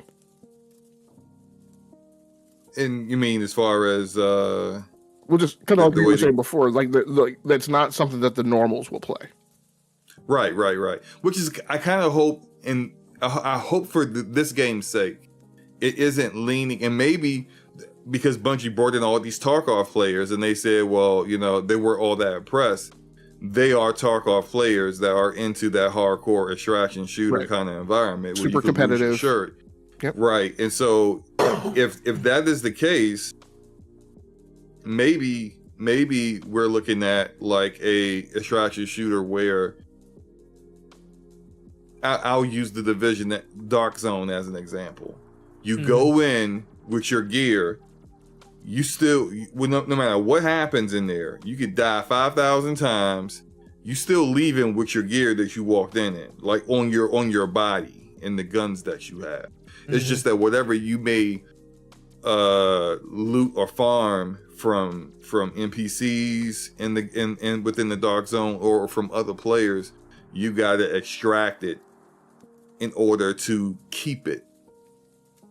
And if that is the case, I think it's got far more, especially if it plays good, which we expect it will because it's Bungie, and especially if it runs well, which we expect it will because it's Bungie. I think that is going to be something that will get more players than going the Tarkov route. I do not think extraction shooters have a very big target audience. I think out of all the live service games, I think they're the hardest to kind of be successful with. Right. Despite so many people making them, we could do Call of Duty doing their mode of Call of Duty DMZ, which was an extraction shooter mode that didn't last 3 months in Modern Warfare 2. They shut it down due to low player counts. We can point to Ubisoft canceling the Division Heartland, which was basically an extraction shooter, full-on extraction shooter, very much like Tarkov. When I played it in Alpha, and I got kind of in trouble for speaking on this, but too early back then. But you know, the game's canceled now, so I can talk about all I want. Honestly, it was very much Escape from Tarkov with a Division skin. Like it didn't even play like the Division. And you would go in there, you would get some stuff, you can extract it, you put it on, you go back in, you get killed, and somebody can literally loot everything off of you, including the stuff that you just picked up. It got canceled, but I didn't think it was going to be very successful. They had another extraction shooter as well, a Rainbow Six one. A Rainbow Six, it was initially called a Rainbow Six Quarantine, and then they changed the name to Rainbow Six Extraction. That one failed too. So like extraction shooters, there are far more failures than successes. And then the ones that people call successes, you could barely call them successes. Like Hunt Showdown is supposed to be a success. I looked at the player counts recently. I mean, I'm not trying to hate on that game, especially a game I've never played. I don't do that. I don't hate on games I don't play. You know, that's fraud stuff. But I looked at those player counts, and I know that most people see a player count of 16,000 people on Steam, and they laugh. That's what Rogue Company used to have. And people were saying Rogue Company was dead at the time, and it was. So I don't think the target audience is very big. I think what a lot of these companies that decide to go this route, and look, Bungie's been working on this game for a long time. So when they decide to make a game, like this is something like you just say, oh well, you know, 2 years ago, hey, extraction shooters are nice. Let's go make one. And then now you're about to release one. No, like they made plans to do this years and years in advance. And when they made plans to do this, the idea of what was possible with the extraction shooter market and live service had far more potential than what we've seen so far. I'm just thinking of all these ones that got canceled. The Cycle Frontier that never got, it was a PC exclusive, never made the consoles, canceled. There's a lot of canceled not canceled, shut down. That one was shut down. Marauders is basically dead. It's been out for a year. Player base is nearly gone. That's gonna get probably announced to be shut down very soon. It's just hard to kind of build anything in this market. And I think what they anticipate they could do is steal players from the established. So you're trying to steal players from Tarkov, or potentially create new players that would like this kind of game based off of your own popularity and being an established developer in this industry. So I just I see these things and I'm gonna play it because y'all know me. I play every multiplayer game that comes out that looks interesting, looks good. I like to dominate people. I just have a habit and I jump in and I'm trying to dominate. That's what I'm doing. So I'm gonna be there day one. I just like, and I hope people understand this, because every time I say stuff like this, people get defensive and they start putting on their fanboy hats and they get all upset like they did with Concord. I said Concord, I enjoyed it. It was not as bad a game as people made it out to be. But I said it was gonna fail. Forte, did I lie? Did not say that? I said this is what I said the game looks like it runs good. Played it. I said the game plays well. Characters. Nobody cares about none of these characters. Failure. Yep, failure. Yep, that's exactly what the conversation was. Shout out to Jay Barry. This is a perfect example of what happened with Concord. Jay Barry put out a tweet. He was playing with this character, Itzy, whatever, like really fast, had a SMG, like he was destroying his entire lobby with this character. He posted a clip of him on a kill streak, like a 5 kill streak. The animation, another clip of the animation that Itzy would do when you would choose her, where she would do this like spin, this goofy spin, and go like, oh yeah, some dumb crap like that, right? And then like a screenshot of like the scoreboard, which he completely dominated. I looked at the comments on this tweet. It was a lot.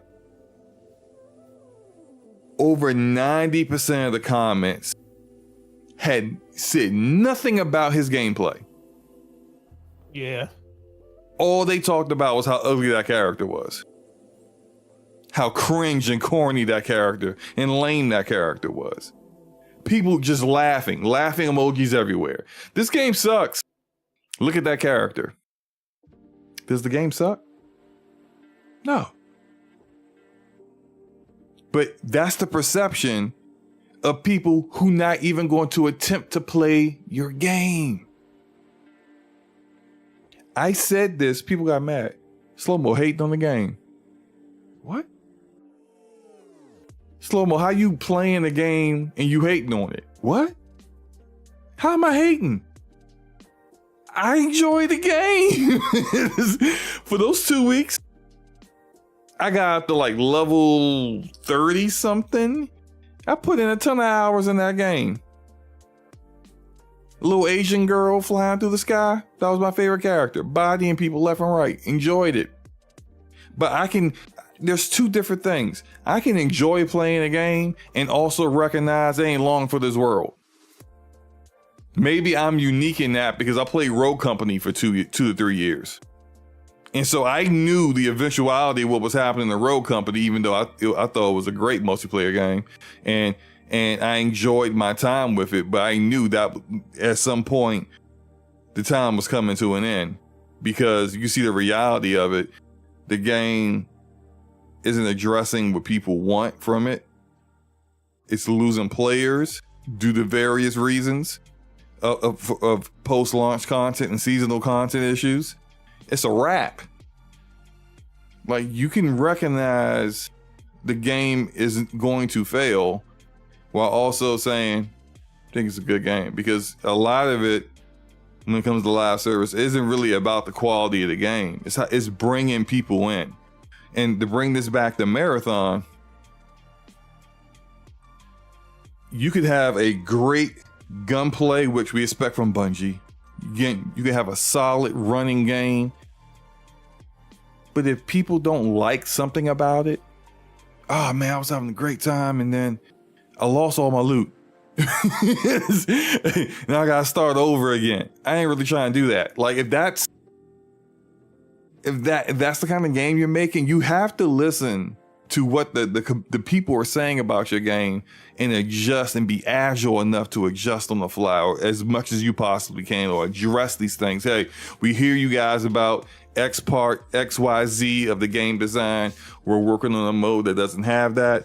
We're working on something different to address those things. You have to do that, because if you don't, your game will fail.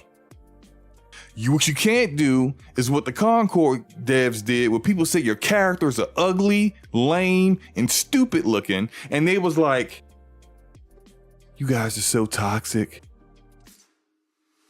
How dare you? We worked hard on those ugly characters.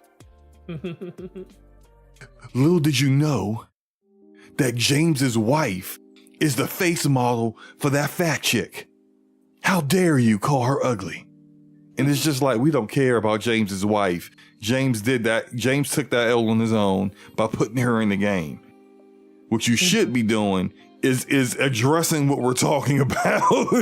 Like, you can get mad all you want, and you can be righteous indignation all you want, but the alpha and omega of it all is that if you don't make a game that people want to play with superficial crap like big titties, big booty cheeks, and a cool looking dude with swords looking like some guy pulled out of like an anime, if you don't do these things, they won't play your game, bro.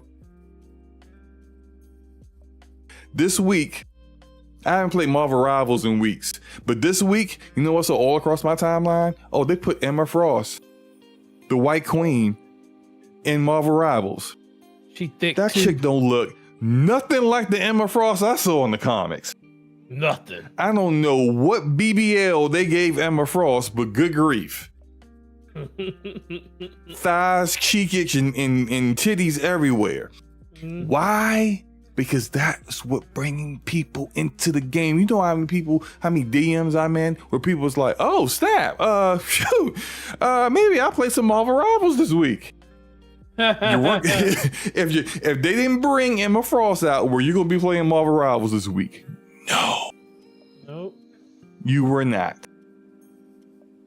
It's the way it worked. Either get with it or you don't. But at least I'll say this for Marathon. I think the character designs look dope. A screenshot I saw, I thought that looked real cool. I like that it's not just that the character designs look good, it's that they look unique and different. That's what you want, that combination, because when people see your characters, you want them to immediately say, oh, that's Marathon. You don't want the people to be like, oh, what is that? That looks like Fortnite. Oh, what is that? That looks like Apex Legends. No, that looks like Marathon. That's smart on their part to make stuff look cool, but also look different. Because when it looks different, now you're unique. And if the game plays well and you're unique, now you're carving out your niche. And I think that's the direction they hopefully should go. Gameplay wise, we'll have to see. I'll be, if I'm in a dealership haggling over pricing on the SUV, I will have the stream up on the side watching it as well. So we'll see what happens. I know I've spoken long-windedly enough about this. Anything else you guys want to say about Marathon? No, I'm definitely going to check out the stream. I'm just not really interested in that type of game. But if anybody can do it, it would be Bungie. But I just don't know. I'm not super excited as I normally would be. Like when they announced Destiny, I was super excited because it was still grounded in the type of game that I like to play, shooter style wise. I mean, I'm just not really into extraction shooters and stuff like that. So hopefully they could just I mean, you know, everybody has their first, and that could be my first if it looks and is what I think it possibly could be. But, you know, I just feel like the genre itself is kind of going to be the thing that's going to be, in my opinion, the downfall, at least for me. But it could, if it latches on, it could be really, really interesting. And but we'll find out on Saturday, because I'm more excited just to see it more than anything, because being a Destiny fan, I want to know, I really want to know, with all the people that you took off of Destiny's PvP to make this game, because that's the main reason I fell off Destiny, because PvP on Destiny just became a severe afterthought with no new maps or anything for like years until they finally did it. It was because a lot of the PvP team moved over to Marathon. A lot of the resources went over to Marathon, which I kind of understand due to the fact that it's a new IP. You kind of got to do things like that. But they pretty much nuked Destiny for like a good year and a half, maybe 2 years in the content department on a consistent basis to make this game. So I really hope it does do what it's supposed to do and it looks good and a lot of people are going to be interested in it. But I just look at it with bated eyes until I actually get a chance to see it for myself. So I'm excited to see it, but I'm not overwhelmingly excited like I normally would be for like a game that, you know, of the caliber of Bungie when they make it. So we'll see. Yeah. I just remembered another one, Scavengers. I played that. I'm not big into extraction shooters, but I got some friends who are, and so they were playing Scavengers. I started playing that with them. They fell off that game in like 2 or 3 months, and that game was dead a year after launch. Mm-hmm. The live service industry is not for the weak at heart. It is crap. That was Red Bull can. It's hard to get an established game and to keep it, you know. So that's what it is. Logic. Do you have any thoughts on this before we move on? No. Cool. So I'm gonna we're gonna boot Logic. He has no opinions. I mean, I actually have a lot on these, but we've got so much more content to go through. So Logic. No. Logic. What do you have to say? What do you have to say about Marathon? Look, say okay. it. All right. So you and I will not move on. We will not move on until you say what you got to say. This is why I'm here, to make sure that this man has an opinion. Go ahead. Okay, I've got questions to ask you tonight too, but we'll get back to that. Look, so okay, like, you and I, no, not on this topic, on the next one. So okay, you and I think, I could be wrong. I don't want to put opinions. I feel like you and I started off apart on this topic. Like a year ago, I said, or whenever they showed Marathon reveal at PlayStation. I mean, you and I are. Well, they showed this like 2022. Let me see when Marathon was first shown. When they did the most recent showcase, like trailer or whatever for Marathon, I said, have they had the more recent one? No, I don't remember. Has it been that long? They showed it at the last state of play that PlayStation did, which was 2023. Last state of play or last showcase? Last showcase was 2023. They haven't had a showcase in like 3 years. Yeah. Whatever their last showcase was, that's where they showed it at. So I So that remember was in seeing January, right? the trailer that I'm showing right now is when they first revealed it. Period. What was the date on that? Oh man, I'm looking it up now. Yeah. all right. So at any rate, and we may have been talking about different topics of extraction shooter. You maybe what it could have been is you were talking about the like how much you enjoyed playing them, and I was talking about like the business reality of how I felt Marathon would do, and I It felt was like May Marathon, 2023, so it was Okay. it was 2 years ago. Yeah, go ahead. So I've always felt that Marathon was kind of a non-starter, right? Was going to be niche, and the big thing about it is similar to the things that you said. Like I don't know, I mean, I don't think there's any way you can really do SBMM in an extraction shooter, and it would defeat the purpose of an extraction shooter. Which means it's going to be a lot about seal clubbing. It's going to be a lot about the hardcore. It's going to be a lot about Seal clubbing. Seal clubbing. Seal clubbing. That is Yeah. such a funny way of beating up on blueberries and newcomers. Seal clubbing. That's going into the mental lexicon right now. Thank you. Don't Thank be you. like I'm out here seal clubbing people. it's going to be like Eve Online as a first-person shooter, right? You know there's going to be like that introductory and like that time where you can kind of be in like the training environment, and then you're going to get ranked up, and you're going to get to or timed out, and they're going to say, okay, now I'm going to push you out of the cradle. You got to go play with the big boys, and some people aren't going to be having it. So Yeah. I just don't think it's going to have sticking and staying power beyond like a very small circle. Now, the thing that I'm personally most curious about, because I do love Bungie. I commented the other day somewhere. I'm not posting stuff on Twitter Can now. I comment about the seal clubbing real quick? Yeah. So there's a way of doing that works, and there's a way of doing that basically turns people off. And I always use Splitgate as the example, because Splitgate, they had this idea of like they wanted to protect new gamers from the veterans, because Splitgate came out on PC like a year and a half before it showed up on consoles. And so there was already an established veteran community that were basically night crawlers, like just teleporting all around the map.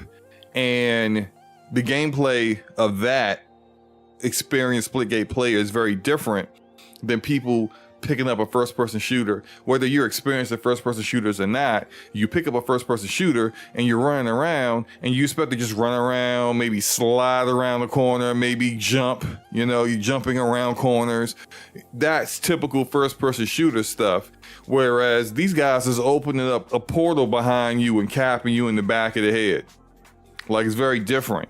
And so what they did was they basically regulated all new accounts to just playing with other new accounts and bots. And so for the first 15 levels of your account, your character levels, you're just playing against other people playing like a typical first-person shooter, and it had solid gunplay, and so people were enjoying themselves. Every now and then they open the portal, but they weren't really thinking about the portals and the positioning of the portal walls and the map and the strategy that came with it. They hit level 15 and it was like epiphany, light bulb. Oh yeah, those portals. Because now I'm getting murdered left and right from people I don't know where they shot me from. Cause dude is opening up portals and popping me from like all the way across the map. Yeah. And now that's a different kind of game. And you have two choices. You can adjust, adapt, and play like they play and dominate, or attempt to dominate, or you can quit and play something else. And a lot of people quit and play something else. That's the bad way of doing it. The good way of doing it is that if people suck, you keep them with the people that suck. If you're going to do skill-based matchmaking, you just keep them. Now, you're going to have to deal with the fact that you have people with different skill levels. And so in a group, a party of say 5, let's say it's 5, I don't know how many players is in the party. Let's say it's 3 or 4, like 4, I don't know.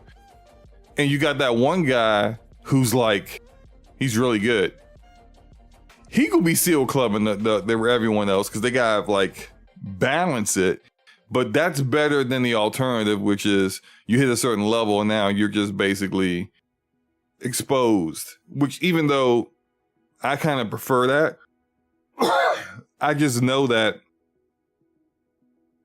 these developers, they got the data, and the data says more people quit when they deal with that. So I don't know. I mean, like they gotta figure a way around that. They just can't. They need to not allow too much seal clubbing, is what I'm saying. My bad. Yeah, they. I mean, Rainbow Six Siege is a little like that. Like you spend a good amount of time, like not being exposed out in I forget what it is. Like, but there's a certain amount of time before you can really get to, I guess, ranked matches or something like that. I can't remember. It's been a long time. But like the moment most of them do that, you have to do a certain number of matches before you can even be allowed to get in ranked. Yeah. Yeah, but it's a very, very, very long time. But the problem is, and then you get forced, right? Like you cross that line and you have to go out. But the problem is like you said, like the moment you cross that line, so many people are like, "Yeah, I'm done. I can't be bothered." So my big question for Bungie is, because I do love Bungie as a studio. I've followed their history. I used to love Bungie like back when they did Myth and Myth 2, right? RTSs on PC. My big question, what I'm curious to see is, what is the plan? Like, the entire studio's not doing Marathon, and Marathon's not going to blow up like Destiny 2 to where you're going to have a high 300s, 500 person like team, like keeping that thing alive. So, I mean, we've heard bits and pieces of like the Destiny 2, where we're not doing Destiny 3, but like there is life after, this whole thing with the Wanderer or the Witness or whatever, and like. That, what I'm curious to see is just, what is that plan? Like, what is the plan to keep both of these games alive when I believe Marathon has a horizon, right? That is visible, that is only going to go but so far. So to me, they've got to do something about Destiny, or they have to do something beyond Marathon. And I'm just curious to see what that's going to be and where they're going to go. Yeah, I don't know. I don't know the answer to that. I would probably say, if you talk to a Bungie developer or employee, they may not be able to give you that answer either. I mean, that Gummy Bears game has now been spun off. The team working on that are now their own studio under Sony, so they don't really officially have that Gummy Bear multiplayer game anymore. I agree with you. Like, Destiny 2 is in its sunset, and they haven't said anything about Destiny 3, and it seems unlikely, considering how many developers they've needed to maintain the game development cycle of Destiny 2, that like they don't have the bodies to do Destiny 3 in that manner. I just think, I don't know, maybe they got some other unannounced new IP outside the Gummy Bears game that they were incubating, and maybe those games would be close to going into production. So by the time Marathon has, look, in their mind, they anticipate Marathon being a game that people will be playing 5 years from now. Like, that's always like the goal, right? Especially when it comes to live service. You it's not like a single player game. Like Hogwarts Legacy, you play it, you beat it, you uninstall it, you move on. Can't wait for a sequel. Like this is more of, they want you to still be playing this a year from now. But will people be playing it a year from now? By what you're saying, Logic, it seems that you believe this game doesn't have what it takes to survive in this market. Am I wrong? No, now you're gonna get the hardcore, right? You're gonna get the hardcore. And you even have, and it's maybe even worse, because now you're hearing that the really hardcore people who play Tarkov, like, are saying they're not gonna leave Tarkov to go play this, and then Tarkov is incredibly niche. Yeah. So I'm like, I guess the one hope that there is for this game, and maybe Bungie does have some special sauce. Maybe if Bungie is doing enough, so this is, I think very clearly this game is going to be a PvPvE type game, where you're going to go out into a battlefield, and there's going to be some E, right? If that is balanced in a way that you can gain a lot of progression, let's say a lot of points, right, in an individual match. If there's enough of a Borderlands-ish kind of mini game in the spectrum, for there to be a healthy amount of E, so that yay verily that one time when you run into P, like you don't survive that encounter, but you get, the potential is like on a random dice roll you may get enough PVE, right, to actually get money and get credits and get gear, and it becomes survivable. I don't know. Yeah. That's kind of remains to be seen, I guess. Yeah. That's a good point.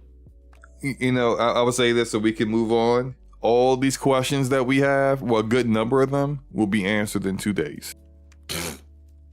Or a day and a half, if you technically. You'll still be asking questions. No. Some of the questions about game design, some of the questions about like Logic's question just now about like, is there enough like NPCs for you to, you know, kill and gather, I guess, levels or resources or get experience off of to counteract the other player element.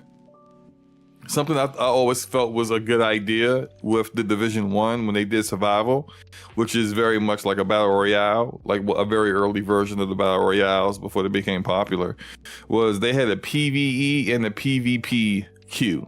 So if you was about that PvP life, where you were playing against other players who's also about that PvP life. And if you just wanted to do the PvE aspect, worry about surviving in the extreme cold, and just worry about other, you know, really powerful enemies trying to kill you, well, you could do the PvE. And everyone had their a mode that, you know, really worked for how they wanted to experience the game. And I don't know, maybe Bungie does implement something like that. Maybe they have a mode that's very much like Helldivers 2, where there is no PvP whatsoever. Well, I think the example, the traceability, the history that shows maybe they will get this unlock is Gambit. Right? I felt like Gambit had a good balance in terms of it was like 60-70% PvE, and then it was like 30% PvP. Man, I love Gambit. Gambit was so fun, man, until Gambit. Yeah. No, well, we will go ahead. I was just gonna say, if they could bring something like that to that game, I would be really interested, because like Gambit still wasn't for the faint at heart when it came to playing that game mode. Like I got the seal for Gambit, the Reapers. I mean I forget what it was called, the seal for that, and it was like doing all 4 classes and doing all their special abilities and everything, and it took like hundreds of matches to get that, and I was playing it by myself. And it was like one of the most rewarding things I did in Destiny, outside of like, you know, flawless rating and stuff like that. But if they could bring something like that to it, because like you said, it was just enough PvP where it didn't feel like it was like annoying. Like, yeah, you can get, you know, attacked on your side of the field 5 or 6 times in a game, but you could also combat that by just being faster than the other team, but putting moats in, and if you got a good attacker, they never have a chance to even attack you. So it was a really good play on a mix of gameplay between the E and the P, like you said.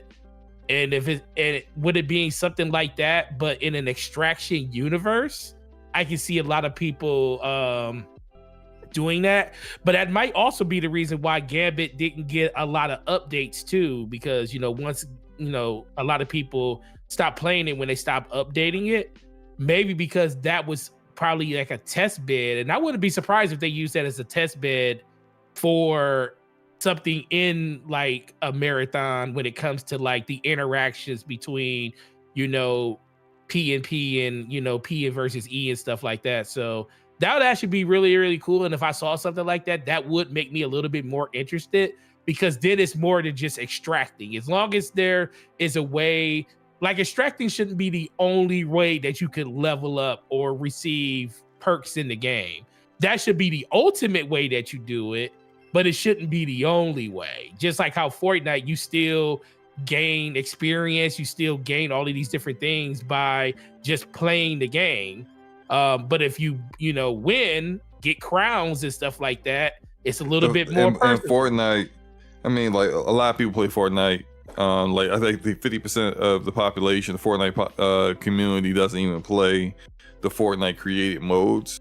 Yeah. But for those those particular modes, the longer you survive, the more experience you get.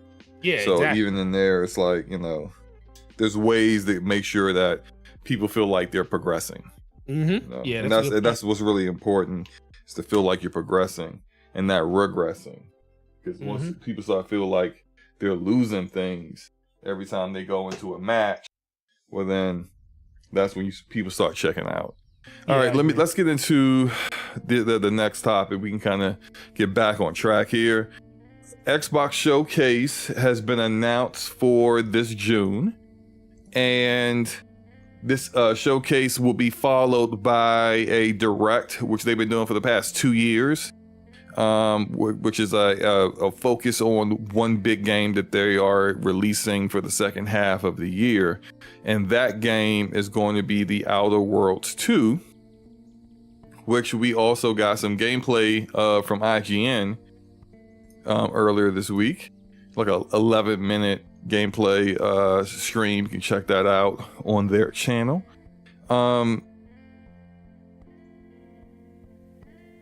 So the showcase will be June 8th at 1 p.m. Eastern Standard Time. It will be a digital only showcase. So for the first time in a very long time, Microsoft will not be hosting a fan fest for this week. Doesn't mean they won't do a fan fest like maybe sometime later this year, but it looks as if, not even looks, they are definitely not doing that during the same time as the showcase or during the same week as the showcase. So there have been some people who are, a little sad about that, because they planned on going there and meeting a bunch of other people they know, throughout the Xbox community, as well as potentially meeting, people who work on these games and so on and so forth. And they won't be able to do that, at least not in June. Probably not. I don't know. I don't think they ever doing FanFest again. That's just me, but we'll see. Forte, what do you think about the Outer Worlds 2 gameplay that IGN showed? And what are your thoughts on that? I think it was cool. I mean, without having a little bit more to like go off of, like the intention of what the gameplay like that we're going to get during the showcase. I think it was a good first start. I mean, I wasn't overly excited. I wasn't super like this is trash. But I think once we get a chance to see it, with Obsidian really coming out and really just talking about the game in general and showcasing like abilities and just environments and scale and everything like that, having a little bit more context to it, I think it will be something that a lot of people will be super excited in.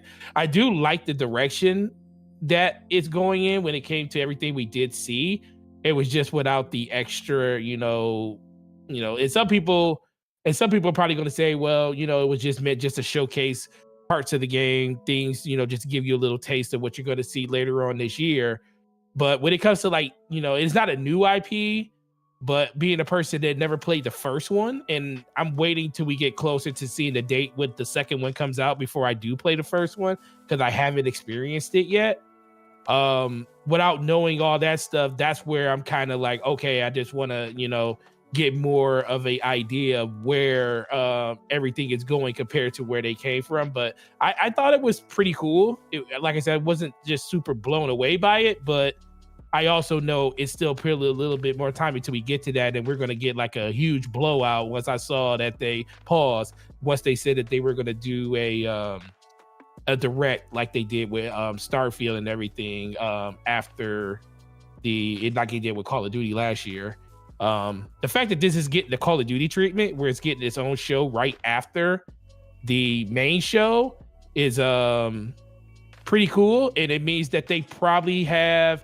I think they have a lot of faith in what this game is going to be, to be able to like showcase it in that way. Because that's it, and it also makes me feel like that's the biggest game coming out this year too. Like Fable, all those things that people think that's coming at the end of the year, kind of think that that's not happening with something like this happening at the showcase. Because if there was a bigger game other than, and Fable is a bigger game than the Outer Worlds, that just kind of told me that Fable's not coming this year, and that's probably going to be something that's going to be early next year, or maybe that will be the direct. Didn't they already announce that Fable was next year? I don't think they did. I think they never put a date on it. But think they definitely confirmed Fable for next year. Yeah, well, but they like with that, that's just, I mean, like, but it's still like, it's still showcasing they that need this something. is the biggest. Well, that just showcased to me this is the biggest game that's coming out this year. That's mostly what I'm trying to say. Outside of Call of Duty. Yeah. Well, yeah, outside of Call of Duty, but they're not going to do a full blown, I think, direct for every Call of Duty, unless it's like something monumental. Like they might do something for like a Modern Warfare where they go back to it, or if they ever went back to War at War, they would do something like that when it came to like the older school ones. But I think in general, the Call of Duty last year was just due to the fact that it was going to be the first Call of Duty that they had underneath their umbrella 100%, like from beginning to end. And this one, Outer Worlds, is their IP, biggest one that's probably coming out this year, just like it was with Starfield 2 years ago, where that was their biggest IP coming out. So this kind of just gives you a inkling of what they consider the biggest thing for that year. Not saying it's going to be the only thing that comes out this year, but I think this is the one that people are going to be talking about the most. So I actually liked what I saw, just wasn't blown away, but I'm definitely more interested in what's going to happen at that showcase after seeing IGN's footage of it. Well, okay. I mean, while we're trying to be all positive, just a different perspective on Call of Duty is maybe after you spend a bunch of time doing a targeted showcase and then take the biggest property in the world and put it in Game Pass, and it doesn't do that much for you. And it certainly doesn't do this 50 million people sign up for Game Pass overnight, as some people suggested would happen.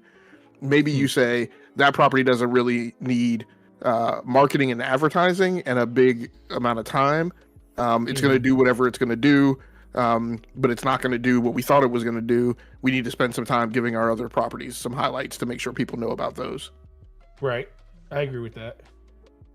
Yeah, I think they didn't want to do a direct for Call of Duty yet again when they already did that. I think last year, right? Was last year Black Ops 6? Because the first time they did a direct after the showcase was Starfield. So they've been doing this for the past 2 years. They do Call of Duty again. We kind of give the indication that basically you just do this for Call of Duty every year. Right. So exactly. you want to do something different. I think if Fable was coming out this year, it definitely would be Fable. As I agree, Fable is a bigger IP. It's more established. It's definitely more well known than what the Outer Worlds is. But I'm not saying the cupboard is bare or anything for later this year. But yeah, if this is the biggest game you got coming out later this year, go ahead and do a whole blowout showcase for it. I did enjoy the Outer Worlds, the first one. I'm not a big Fallout fan, but I do recognize Obsidian's like direction is very much inspired from Fallout. I think they do a better job of Fallout than Bethesda does. I know some people might have a problem with that. Well, so what? Kick rocks. It is what it is. I think Obsidian's just better at that kind of format than Bethesda is. And the Outer Worlds was really good.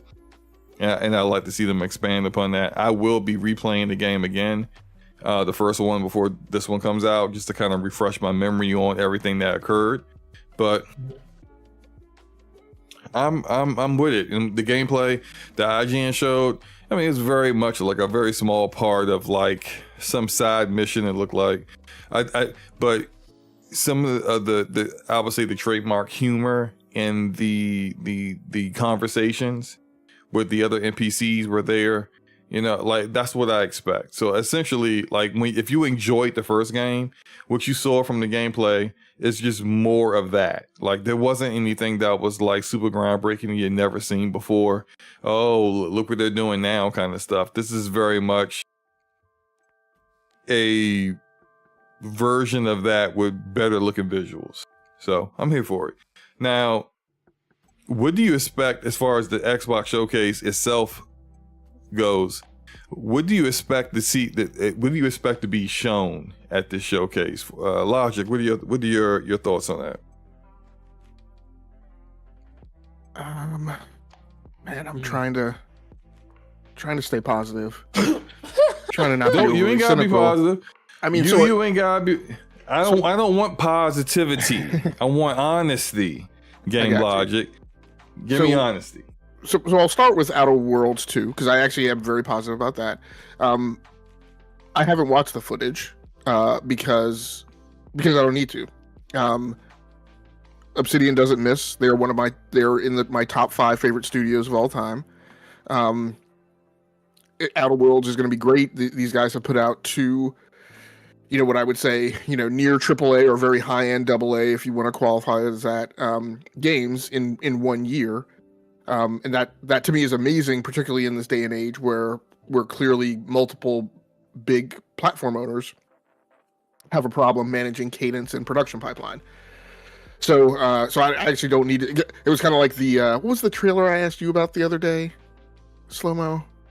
Oh, the new one with Tom Hardy and Timothy Olyphant in it, and you were like, "Yeah, I watched it for like 10 seconds," and then I was like, "Yeah, I'm good. I'm watching it. I don't need to see more." I don't need to see more. That's kind of where I am with Outer Worlds 2. Yeah, I feel you on that, and I'm pretty much like that as well. Like I'll see what I need to see to know that I'm good to go, and then I don't see anything. I don't watch any other coverage because I don't want to be spoiled, and I kind of want to go into it, fresh, but just knowing enough to know that it's the kind of game that I'm interested in, Yeah, and for the rest of the showcase, man, I gotta say, I mean, it's a bit of a mix. It's like partially I'm gonna put it on Microsoft, right? They're a publisher now, and so I mean the only real publisher showcase that I really personally like watching is Ubisoft's, and I feel like Ubisoft is the peak of how to do a showcase. I love their format. I don't expect that to be Xbox's format. I think the Developer Direct was a good format. I don't know that the showcase is going to be that. And I kind of feel like I'm at a point now where they can do the showcase and I can wake up the next day and, read the IGN article, or Engadget article, everything shown at the showcase and scroll through and watch like the 2 or 3 trailers that are actually appealing to me. I won't put it entirely on Xbox. That is also partially because I'm just embracing more and more being a PC gamer. And I'm like, I don't need to watch a console centric, showcase. I'll just, like I said, I'll just go through and pick out of the roll up, what is appealing to me from a PC gamer perspective. Yeah, I feel you on that. I'm interested in it. I am a primary PC gamer, but a lot of their games is going to be on PC. So for me, it's just more of like, hey, I'm looking at like potentially updates on games that I've already know exist, like Contraband, and potentially looking at like brand new content that is going to definitely come to the PC that I've built and plays the games the best. So yeah. Forte, what do you expect to see at the showcase? A lot of games going to PlayStation. and Nintendo. And Nintendo. And Nintendo. I also expect to see Final Fantasy VII Remake there. I think they're going to announce it finally that it's coming to Xbox that day. I also think I can see that. I also think we're going to get probably another. I think we're going to get actual gameplay of what the heck is the name of the game? I just had it on top of Perfect Dark. I think we're gonna actually see Perfect Dark finally, instead of just a trailer and stuff like that. I think we're actually gonna see that. But that looked like gameplay. Well, I mean, yeah, I actually think we're going to actually see somebody playing the game though, instead of it just being a cut up sizzle reel of gameplay. I think we're actually going to get a chance to finally see that game in general. I do not know, but I do think that we are going to get a release date for State of Decay 3. I think that is going to be something that if it doesn't hit at the end of this year, it's going to be something that's going to, and they typically kind of keep it to a 6-month period. So it may be the game that comes out this year, but I wouldn't be surprised if it comes out at the beginning of next year, like in February or something like that. But I do think State of Decay 3 is going to be something that's going to be showcased again. And what's the name of the studio that made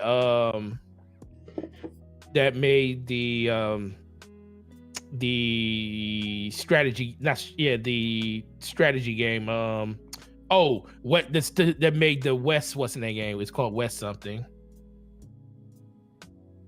In Exile? No, is that in Exile? You talking about Wasteland 3? Yeah, Wasteland 3, yeah. Yeah, it's in Exile. They're working on Clockwork Revolution. Yep. And I think we're gonna get the release date for that too, because I do think that's going to be coming very soon. I think that's actually going to come towards probably over this summer to fall. And I think we're gonna get I think we're gonna get that too, because they showcased it last year. And I kind of just feel like the cadence of the things they showed last year are going to be based on the things that we're going to get, things that, that were a little further out that we're going to get this year. And they're going to have a bigger kind of showing of them during this showcase.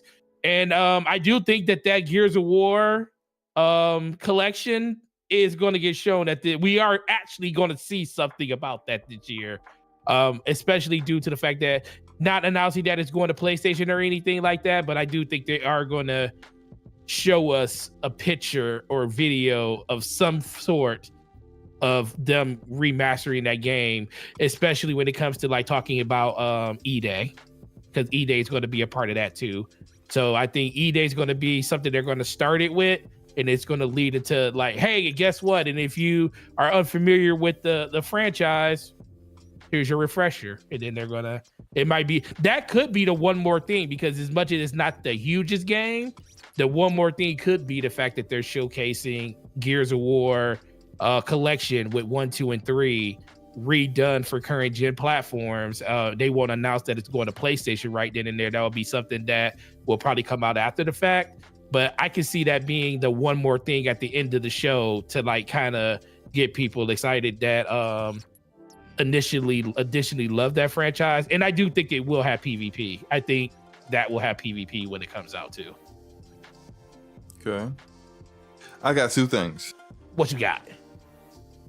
One, everything that you see will have PlayStation and Nintendo Switch 2 logos on it. They gonna put it in their show? Yeah, in the show. Oh man. They done sugar. This is why they not doing the fan fest, because they don't want to hear y'all. Oh, they don't want to hear y'all complaining about it. They ain't gonna be no face to face. Ain't gonna be no Phil. You gotta have double security, because a lot of out of breath, overweight, obese, angry Xbox gamers want to have some words with him. No, none of that. What's it gotta be overweight and obese, bruh? Because you know, like they're gonna be Phil. Get back over here, Phil. I got some words. They're going to be out of breath trying to chase him down, and he ain't dealing with it. So, no fan fest. Just we ain't doing it this year. Showing, we are done sugarcoating this, but they should have did this February of last year and just ripped the Band-Aid off and tell y'all what was good. But they didn't, and they're gonna tell y'all now, because they definitely full steam ahead. We're gonna start seeing, we're gonna see I think before June we will see an announcement of Hellblade 2 coming to the PlayStation 5. I mean, didn't the game from the developer direct have the PS5 logo on it for day and date? Didn't one of the 4? Which game was that? I don't remember Doom? which one it was. Yeah, because Doom is on PS5 at launch. Okay, but I mean, we already knew Yeah, that. so I maybe thought it that- was. I thought it was yeah. something else. Go ahead. I'll look it up. But they're all going to go, and they're not going to hide the logos at their showcase. It's all there. So that, and I think we will finally see the much rumored Xbox published IO Interactive game. It's supposed to be like a fantasy game, a little out of IO Interactive's wheelhouse. If you don't know who they are, they make the Hitman games. They're also making the 007 game that we have yet to see anything for. I think we will see their game. It's supposed to be a fantasy game. I forgot the project name of it, but I think that will finally get revealed at this showcase.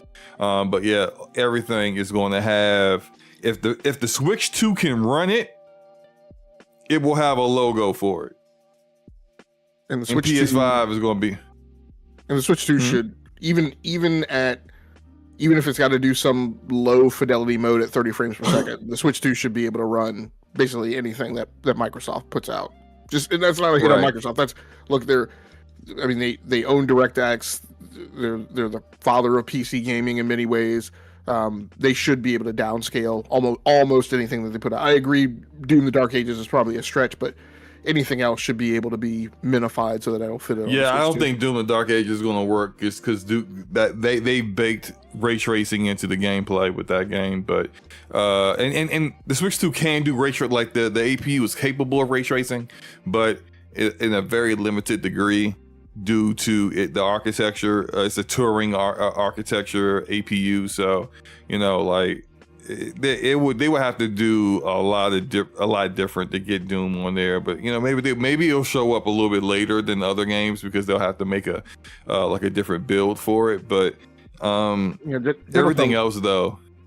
Genostone makes a good point. He's basically, look, if they're going to put it on the Series S, then anything that runs on the Series S should be able to run on the Switch too. True.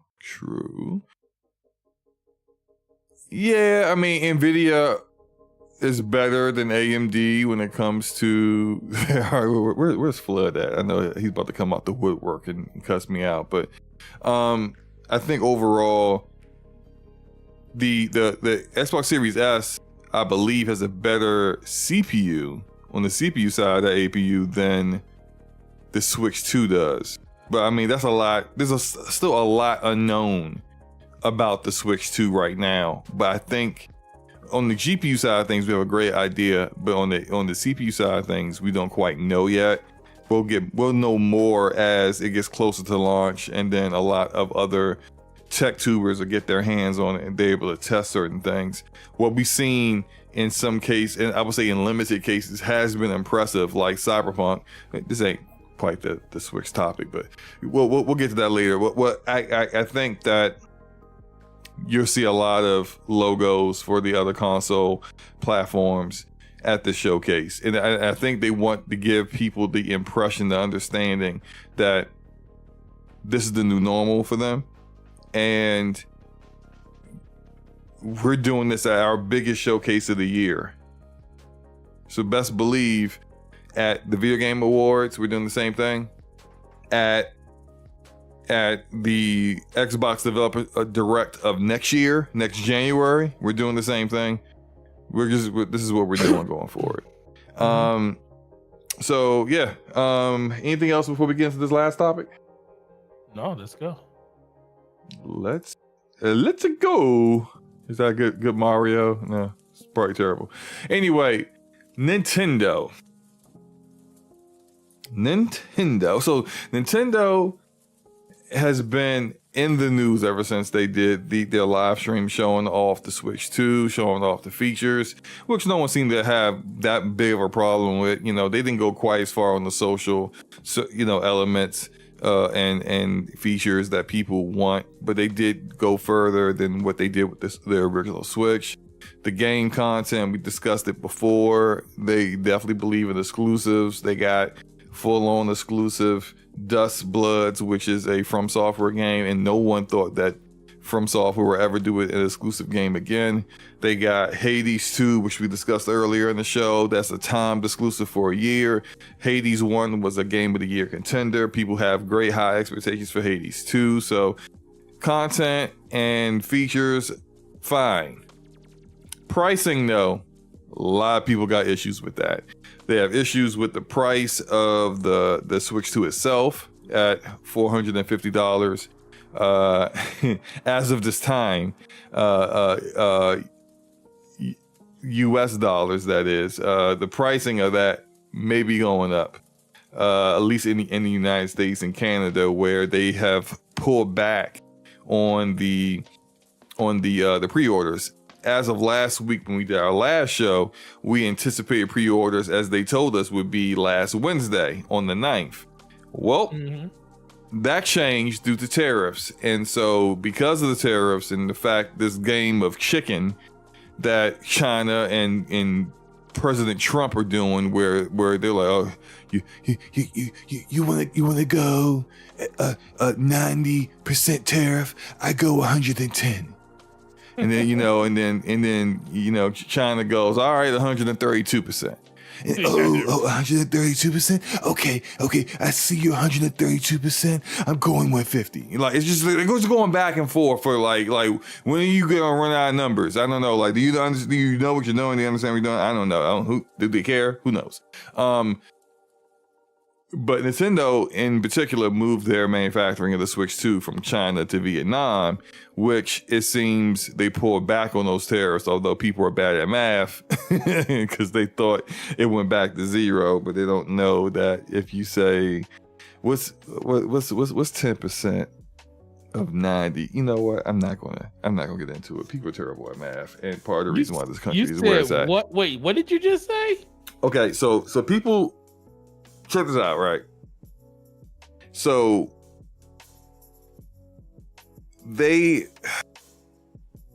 our current administration hit Vietnam with a 10% tariff, right? Yes. And then they took it back. Yes, I remember that.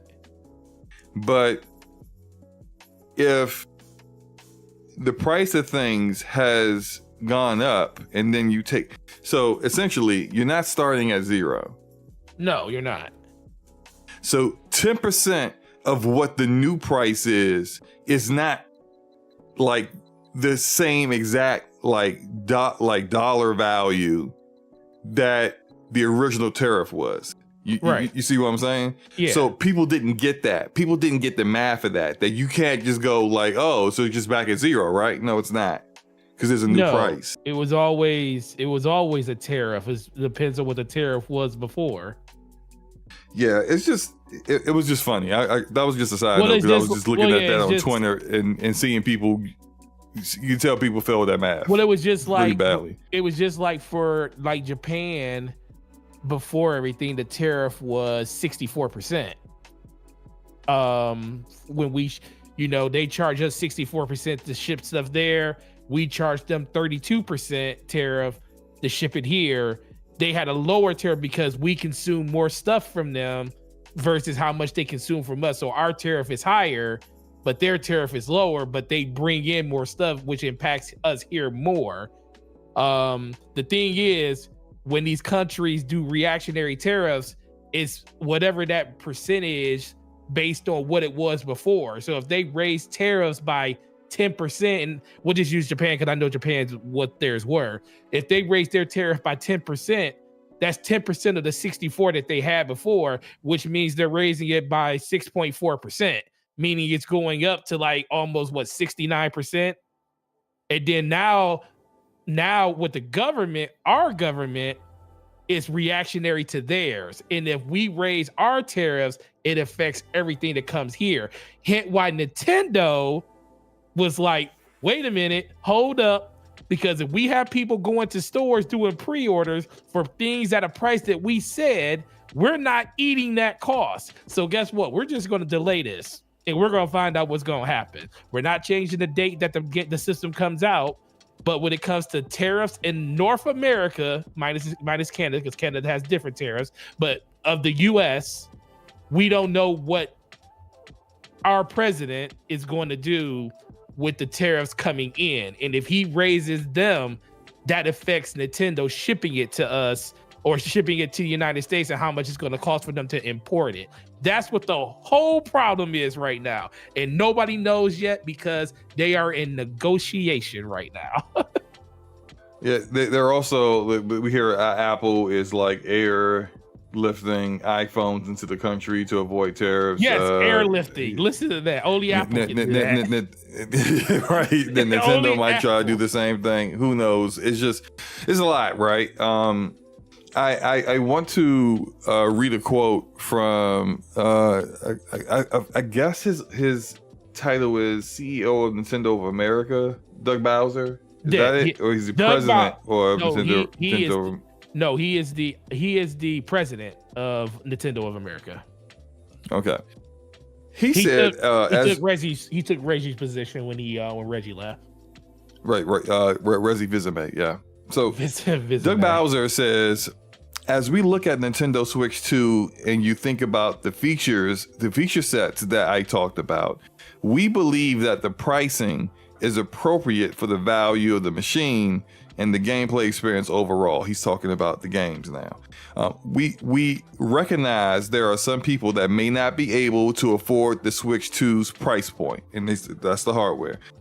That's why we wanted to make the other Switch platforms available, so people still having the opportunity to come into our gaming universe and be a part of these characters in these worlds and see value, if you will, in whatever rung of the platform they come in.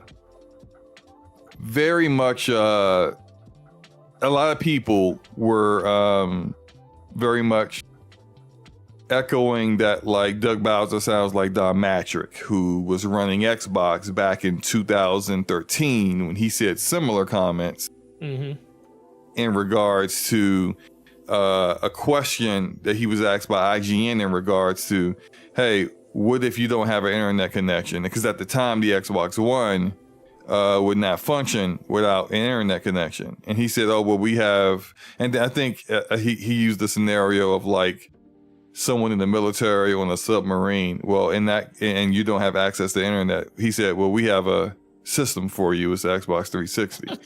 A lot of people have been kind of seeing some similarities in those statements.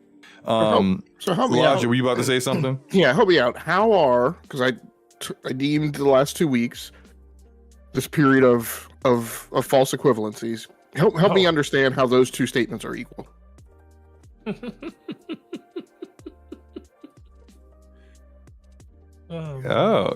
Forte, I guess this question was for you? No, it wasn't. I just laughed. He asking you because you were the one talking.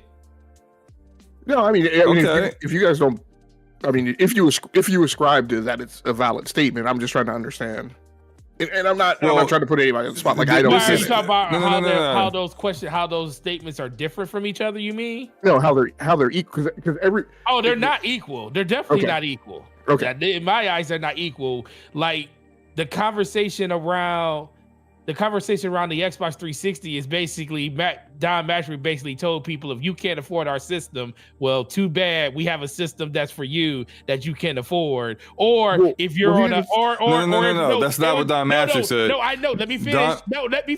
Let me finish. I said you said something wrong, and you want to say let me finish. I'm just telling you that wasn't what he said. No, he either said that way or the way that it was meant to be said, or the way it was said was, if you're on a aircraft carrier or on a submarine where you don't have internet connection and you can't check in, we have a system for you, which is the Xbox 360. That was the quote. I was just throwing other stuff into it, but no, it was the quote was the fact that, you know, with the Xbox 360 and people not being able to have access 24 hours to do the check-in and everything, and that was, but those two things ain't equal because that was a system that Xbox put in place in order for like DRM to basically, you know, confine people to the platform to make sure that everything was on the up and up on everything that they were doing, versus the conversation that Doug Bowser is talking about when it comes to like the situation of not knowing what the financial climate is going to be in the future for these people out there. And it may be a situation where people just can't afford this thing because tariffs, like this is the thing, just because tariffs go up don't mean your pay goes up. You still don't make more money if the tariffs go up. Actually, you lose money when it comes to that based on the things that you're buying around you. It's just numbers at that point. So I don't think it was a correlation at all, but you know how people are. They always take those things and try to make it seem like he said something that he didn't say. He's just basically saying like, listen, people aren't going to be able to afford pieces of hardware that come from other countries due to the fact that the price of goods are going up. It is not just hardware. It's going to, like, I buy Pokemon cards. Guess what? The price of that stuff's going up too because most of it's printed where? Taiwan, Japan, there's Korean versions of them. So everything is affected. But go ahead, SloMo. I'm sorry. Look, this is where it's not a one-to-one comparison, but I get it. And this is where I get it, right? The difference is, for say, something like an iPhone, where if, I forgot the name of the guy that runs Apple. What's the CEO? Tim Cook. Tim Cook. If someone came to Tim Cook and was like, Tim, your new iPhone is $1,500. What do you say to people who... It is $1,500. That's why I use that word. That's why I use that number, $1,500. Uh-huh. Your new iPhone is $1,500. There are people who can't afford that. What do you say to that? And he'll say, if he said, well, we have other iPhones that are older, but, and if you can't afford this one, then, hey, maybe get an iPhone 13 get an iPhone. But he does say that. Or something. He does say that all the time. Okay. I'm getting there. Hold on. The difference between that and this is that everything you can do, aside from a few features in the iPhone 15, is available to be done on the iPhone SE or iPhone 13 or whatever. It's the same software. You don't have access to less games. You don't have a missing camera feature. You still have all the same apps. You still play all the same Apple Arcade games. It's the same thing. It's just less features that you don't really care for. So there's the difference between that. I'm not done. Hold on. The difference between that and this is that there are games that are exclusive to a Switch 2, right? Yes. They are not on the Switch 1. So when you say we recognize there are some people that may not be able to afford the Switch 2 price point, that's why we wanted to make the other Switch platforms available. One, they were already available. That's why they're not. And some of the people who, that's why. Some of the people who already own it are the people who are complaining about your price point. So when your response to that is, well, I'm sorry, you're broke. You can't afford this. That doesn't change the fact that somebody wants to play Mario Kart World and can't. That doesn't change the fact that more than likely they won't be able to play Dust Bloods or the new Fire Emblem or whatever else that's a new Nintendo game that's coming out. It's different than, say, Tim Cook saying that, because everything that you have available on the iPhone 16, I guess it's 16 now. I don't know which number they're up to. 16. It's 16. 16. Everything that is available on the iPhone 16 is available on the iPhone 15. Not everything, but go ahead. Yeah, there are some differences. I mean, there are some. I mean, you have to get an iPhone Pro. Some significant differences too. First of all, there's nothing significant of a difference in the iPhone. No, there is. Stop it. There are some significant differences between.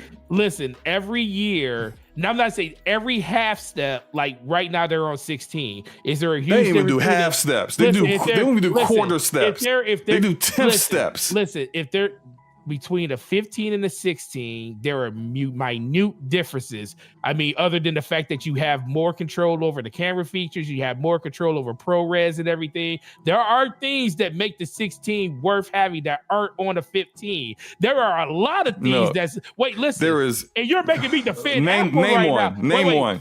You're making me defend Apple right now, and I don't like this because I can't stand it. Okay, name a feature 14, that makes it worth owning 14, a 16 over a 15. 14. No, I'm not saying that you should own a 14 or I only have a 15. I didn't get a 16 because it's not a big enough difference for me. But there are, like, if you going back to, like, you went back to 13. So there is a huge difference between a 14 and a 15 and a 16. Processor. Well, okay. Go ahead, Logic. So there are every year. Processor isn't features though. That is performance. What do you think? Wait, hold on. He just walked into a minefield. What is okay? No, you don't know the difference between performance and okay, Forte. You have a 4090. No. Someone else has a 3070. Or do you not have access to the same game? Yes, we can play all the same games. Yes, we can play the same games. But guess what? That's what I'm talking about. That's different than a Switch and a Switch 2. But guess what? There is the main difference between a Switch 1 and a Switch 2 is the fact that there are games that are exclusive to a Switch 2. Guess what? There's games you can't play on your 38. There's games you can't play on a 3070. There's some games that will not run right on a 3070. You might as well not even boot the game up. So Slow, I understand what you're saying, and I understand that these are going to be edge cases, but just to be not perfectly correct, but just to, like, every year there are features, and I don't mean specs, but there are features. There are software features embedded at the OS level, very frequently associated with the camera, that are exclusive to the Pro and the Pro Max, and that is how Apple differentiates between those levels. I get you that the same apps in general AI will run. Zooming in on your camera is not nowhere on the same level as not having the camera feature. This is essentially the difference between what I'm talking about here with the Switch 1 and the Switch 2. Like, people who have a Switch 1 and they get the version of Tears of the Kingdom on that, and there's a version of Tears of the Kingdom on Switch 2 which looks and performs better, that fine. That's what Forte's talking about in his example, which is not what I'm talking about. I'm not equating those things that I'm saying to what Forte said, and I said I agree that these are edge cases that are only going to be of value to certain people, but a large part of this conversation is all about things that are of certain values to other customers. So I'll go back to what I said. There are features, not specs. I mean, the iPhone 16 Pro and the iPhone 16 Pro Max have a whole additional camera lens in their camera package. And one of the reasons people buy the iPhone principally is for the camera. There are a lot of people who care about the camera, and that is the big strength that the 16 is sold on. And there is a substantial difference between the 16 Pro and the Pro Max. Again, those may be things that are a big deal to certain consumers. I'm not a big camera phone guy. But I also have DSLRs and ICL cameras. But for some people they are, and for some people those things make a difference. So I understand that. On software, I would say, yes, yea, verily, in general, they run the same software. I will say, in the future, right, as the OS walks along, you do eventually get support that drops out for models for certain apps. That is a thing that I deal with my family being on different versions of phones, where a kid or a wife or a family member or somebody, right, eventually hits an app that is not supported on that next phone or that next OS, and then it's a pain in my butt to deal with it. So those are minor esoteric things, but I do want to point those out.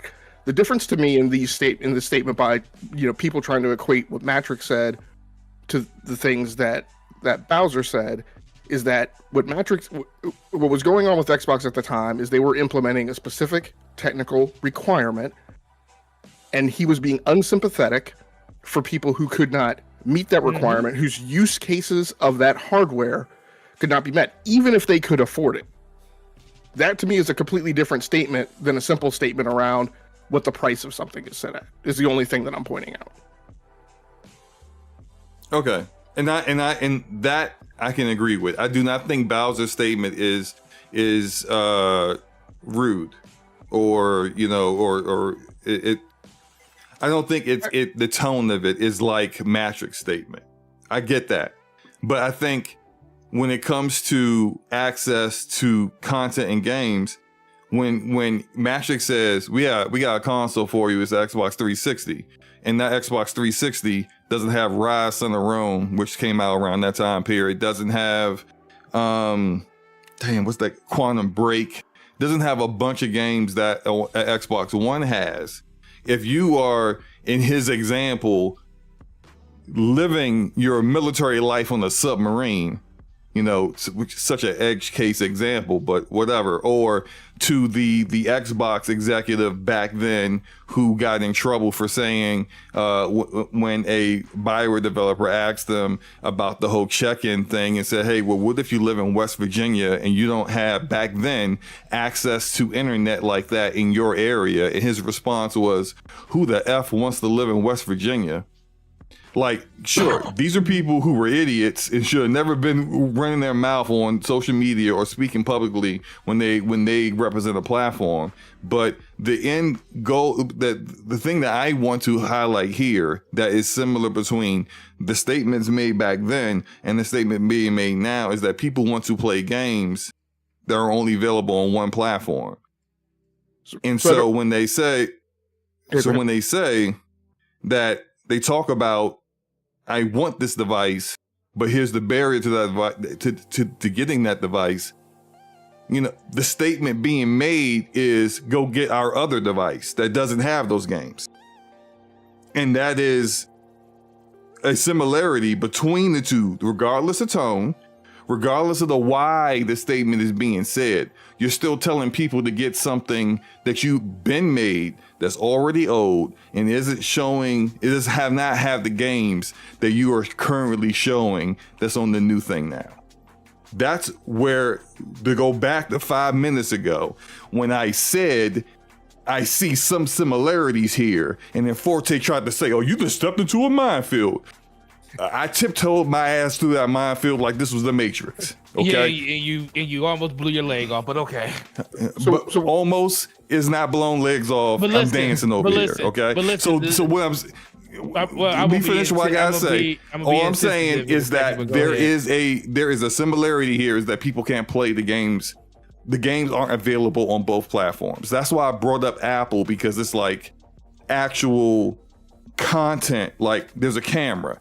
Sure, the camera on the new the camera on the new iPhone is always going to be better than the camera that's on the previous one. Every time they show off a new iPhone, they talk 95% of the time about how great their camera is compared to the old one. But guess what? You still got a camera. So this is my issue. So he ain't even talking about the price of what these are going to be with the tariff, because he doesn't know what that's going to be yet. We're basically talking no one knows that yet. We're talking about a price at $449 and $500. Listen, man, and I'm about to be insensitive, and I want to be insensitive, but I did. If you about to say something real insensitive, you about to sound very dumb magic out here. No. If you, I probably am. I probably am, because this is it's crazy to me. We are in a luxury hobby where things cost money. Oh, hold on, Forte. We need Yoshi. There's a super chat. Oh, it's a super chat. Oh yeah, Yoshi needs to say this anyway. But All right. Forte, step off to the side. Let Yoshi come in here and handle this. I don't know English, so can you tell me this person's name? Oh my God, SloMo? Soiltech. Oh, Soiltech. That's what I thought it is. I just didn't want to butcher it. You know, I'm trying to be better than Forte. But Soiltech. Well, you are a dinosaur, so you didn't go to school, so it's fine. Yes, and I'm green and have boots on. But Soiltech with the $2 super Why chat. was that? Why do we need to know that? Hit the like and subscribe to the channel. Appreciate you, bro. But you know what? Forte's not gonna be, insensitive. I'm gonna be insensitive. I'm just gonna tell people exactly how it is. Listen. Well, Yoshi, you are an employee of Nintendo, so of course you would feel this way. I'm just gonna let you know this. In general, Switch 2 is a wonderful piece of hardware that we created. It is a piece of hardware. It's a wonderful piece of hardware that people wanted for a long time. They wanted the ability to play their games, for them to look better. They wanted better features. They wanted online support. They wanted all these things from us. And yes, is it going to cost you a little bit more money out of your pocket to make that dream a reality? Absolutely, if you want it in your hands. And guess what? If you're a current Switch owner, that's great. We love you. You also have the ability to go to like many different retailers, your LGSs or anything like that, and get rid of your old Switch if you want to upgrade to the new one. That will make it a little bit more cost effective for you. But in general, this system, this hardware, in my opinion, as Yoshi, the pallbearer of all things Nintendo, I feel like the pallbearer. Yes, because the pallbearer, because everybody's trying to put Nintendo in an early grave, and I'm trying to carry them to salvation. Listen, that's how it's going to be here. I don't know if everyone, I don't know if anybody gave you that title, Yoshi, but go ahead. Yeah, well, listen, they should. But in general, I just think like this. Forte was going to tell you the one thing that he's going to say is that people, if they want something and they want to have it, they're going to buy it. And the fact that this system, we're talking about $100 difference. Yes, I am not going to say that $100 is not a lot to a lot of people. I eat dog food for a living and I can't afford it myself. Mario has to buy it for me. So listen, I understand. I ain't got pockets. I don't got a wallet to walk into a GameStop or Walmart to buy it. Somebody else gotta buy it for me. I only have pants. You don't even have pants. Yep. Listen, I eat eggs for a living, and that's why I'm healthy. But listen, that's the main point of this. It really comes back to like, listen, if you want to buy the system, and understand that it's gonna be some things that's not in the price point for you. And if you are, and I guess I'll just say that if you are one of those people that is struggling over $100, this is not the hobby for you because things go up all the time. Okay, see, you was doing good until you told people don't be gaming if you broke, and No, you know, listen, I appreciate you, yo. No, I had to tell Yo because Yoshi's about to get crucified in the chat. But no, listen. Salted said my Yoshi said dog food. Listen, but no, for real though. In general, this is Forte coming back. Yoshi had to step away for a second. He had, Tim Cook wanted to talk to him about a position over there because they might need him. But he might need to take Doug Bowser position. That's it. No, he was but, for 85% of his statement. It was I think it hit a better tone than for that specific question than Doug Bowser. And that's the biggest thing that people got to realize is like, I understand, not insensitive to the point that people don't have the money to spend. $100 is $100, but I feel like if we're struggling to spend, and that's the thing that really comes to me. If we're struggling to spend $100 extra on something we want, do we need to have it in the first place? No one needs to have entertainment. But it's just like with me, when I went to go, like SloMo, I told you the story. When I went to go turn my lease in 2 years ago for my Jeep Cherokee, by 2019, I went to go trade it in. I was trying to get a brand new one. It was going to be the last one that I got. I was going to lease to buy and pay for it after the fact. When I walked in that dealership and that dude told me that it would be $709 a month to lease the car, I was like, oh no, look, I could afford it.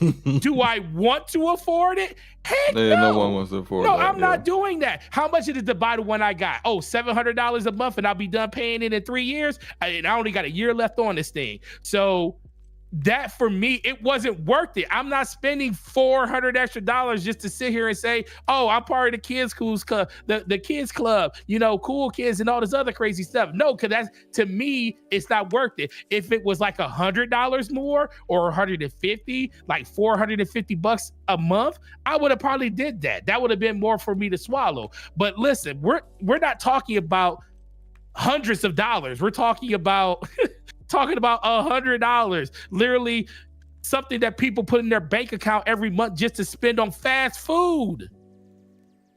That's what we're talking about here. So being in a luxury environment where the games cost $70 to $80 now, I don't think it's a lot to ask for them to say, hey, this is what it's worth being. I didn't come out and say it was going to be $450 or $500 based on the fact that people can't afford it. That's just what we're in a generation apart. And that's what we were talking about, like graphics and how much the market can bear when it comes to price. We haven't even gotten to the part where I feel like the market can bear a certain price. I think the price can still go up before people say, I'm just checked out of it. Now, for myself, the tariffs is going to speak more to me about what I'm going to do with the Switch 2 than what the price point at it is now. If Nintendo comes out and say, we got to sell this thing for $650, I might be out.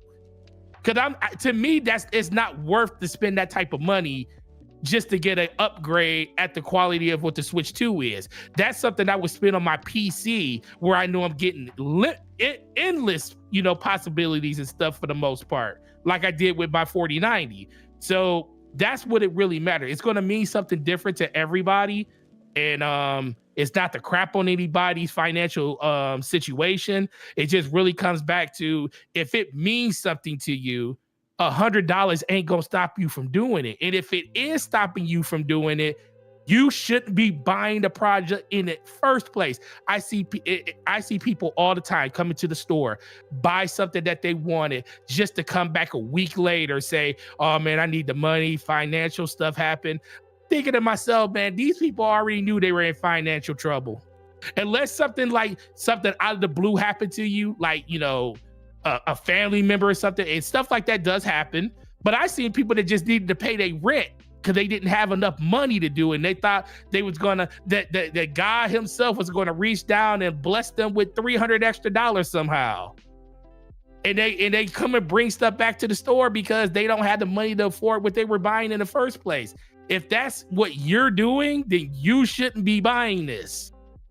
And I don't know how any other ways to say it, but that's just how I feel about it. It's like, everybody has a right to spend the money they want to and spend as much as they want to. But if we're struggling to spend the amount of money they're asking, especially when you can go into a place and get rid of your old stuff and make it cheaper, then that's a hard sell for me. I think. Go ahead, Logic. Go ahead. So I'm going to talk through the actual decision making, right, that I'm having to go through now, because I think that highlights like a few of these topics of like where this thing sits in the market. But before I do that, I also want to first of all just dispense with a lot of the false equivalencies with a very simple statement. There's lots of people trying to engage in a conversation of indicating that the Nintendo Switch 2 is at a value less than its price. And a lot of these dudes who are trying to make this argument are people who are running around spending $240 a year on Game Pass, for which they owe nothing. People who are spending north of $1,000 on GPUs for PCs. Like, as far as I'm concerned, you guys have no argument, because your argument is your attempt to take your personal requirements, overlay them on another consumer's, and claim that the value that they may see is invalid. And in my opinion, that is not what we do. Consumers have their own value systems. I can't overlay my value system on SloMo or on Forte and tell them they shouldn't pay for something. You have people who bought 4090s, and Forte we already came into earlier tonight. You have people who bought 4090s. 4090s have not sold for freaking MSRP since they launched. Yeah, they haven't. So most people who have 4090s paid well north of MSRP. I know Forte did. I know he did. You spent Forte. No, he didn't. Wasn't yours? Hold it now. Wait, what was the You about to before I answer that, what was MS? I can't remember. What was the MSRP? 1,600. Let me look at my box. I remember the price that you told me it was 1,800 before tax. And here's the point for it. If you didn't know what MSRP was before you bought it, then obviously it was of value to you to the extent that you didn't care what MSRP was. He didn't even care. He didn't even care. I'm looking at my box. And my box says $1,648.99. That's most of MSRP. MSRP was $1,599. Forte, you told me you spent $1,800 on that. Oh, with the warranty, $1,800 with the warranty. Okay, well MSRP was $1,599. Forte. No. Okay, so I paid $40 over MSRP. Yeah. Yeah, $15, $50. Okay, but the point is, Warranties don't count. That makes sure that you still have a GPU 4 years from now. But the point is, you decided within your value system that thing was worth it, and so you didn't mind paying over. No, right? didn't. So going to talk about my own scenario, right? Which I think will maybe highlight some things about Bowser's statement. A large part of the demographic of the Nintendo Switch market is people who have these as family devices, right? We are talking about a perspective that is largely based on people who want to be on the cutting edge and are early adopters of new gaming console hardware. And I'm not saying that Bowser's statement was tone deaf, right? No question. And I'm also not saying Bowser's statement was valid. I'm talking about these are the conditions of the market as I see it. Part of my decision making that I'm going through right now is my kids have said that they want a gaming device this year. They are tired of their Amazon Fire tablets. They are tired of digging through the trash games and dealing with the Amazon marketplace. I'm sick and tired of dealing with the things in their storage capacity. I'm sick and tired of dealing with the obtuse manner in which Amazon renders parental controls. It's just a pain. They're asking me for a gaming device. So these are my choices. Choice one is Nintendo Switch 2, which A, I cannot afford, and B, is also way above the amount of money that I want to spend on a gaming device for them. So when Bowser says, if you can't afford this device, you can still come into our ecosystem with the older devices, I still look at Nintendo Switch Lites for them as a valid device. At $199, that device plays 122 first-party Nintendo games. And other than a handful of things like Pokemon and some that were notorious for performing badly, the vast majority of that library is still a valid library. That does not change with time.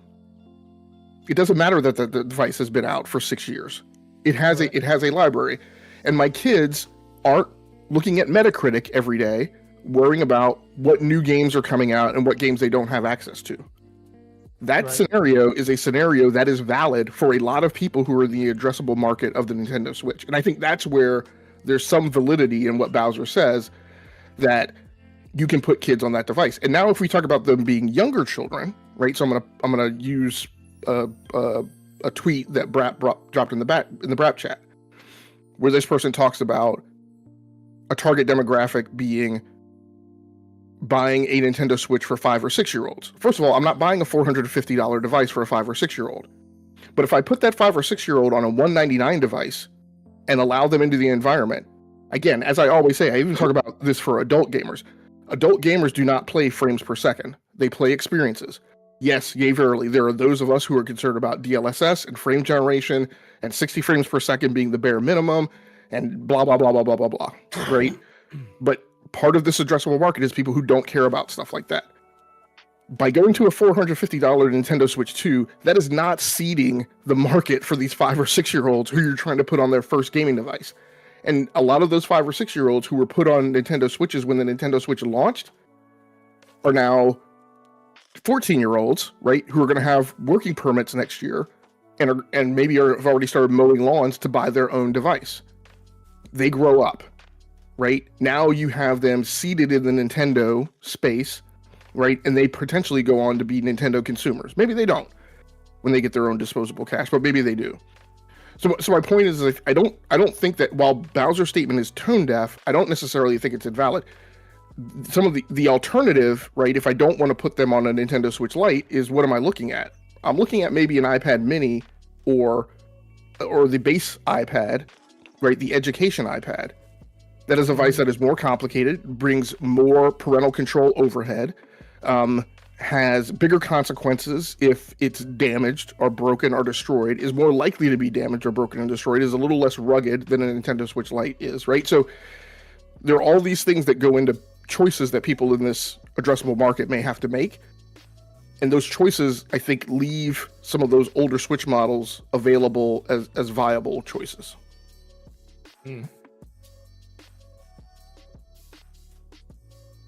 And once you buy them, again, kind of like you buy BMWs or Mercedes, right? You buy in with the little E-Class, right? Because the thing holds its value, and you eventually trade it up, right? And trade it in. Okay. I hear what you're saying. And yes, it does still hold value. Like I bought my daughter a Switch Lite recently simply because I was going to get a Switch 2 if they had Fire Emblem. I told her she would have my Switch OLED because I was going to just give her the Switch OLED. Mm-hmm. They don't have Fire Emblem. My daughter still wants the Switch. So I'm like, okay, she gets the Switch Lite. Now, she's playing that Kirby game, and she wants Princess Peach, which I'll probably buy her tomorrow. So those are 2 games that she's going to play that's available there, right? But she saw that Donkey Kong game. She want to play the Donkey Kong game. I don't know if Donkey Kong is going to be available on both platforms, on Switch 2 and Switch 1. We don't know that right now. Yeah, but if it's not, again, that goes back to where that statement, although it does so hold some value, it doesn't work for all cases. And the longer solution. Right. And so that's all I was saying in regards to that. Now, I did want to address the other side of this, which is the game pricing, before we get done, because this is over. It's over a bit past midnight, and I don't want to keep y'all too late. But there was another statement that Doug Bowser has said. Let me find it, where he's talking about the variable pricing that's now going on with their games, because there's some games that are $80 like Mario Kart World, and then there's some games that are $70 like Donkey Kong Bonanza. And so Arcade says SloMo won't let me sleep.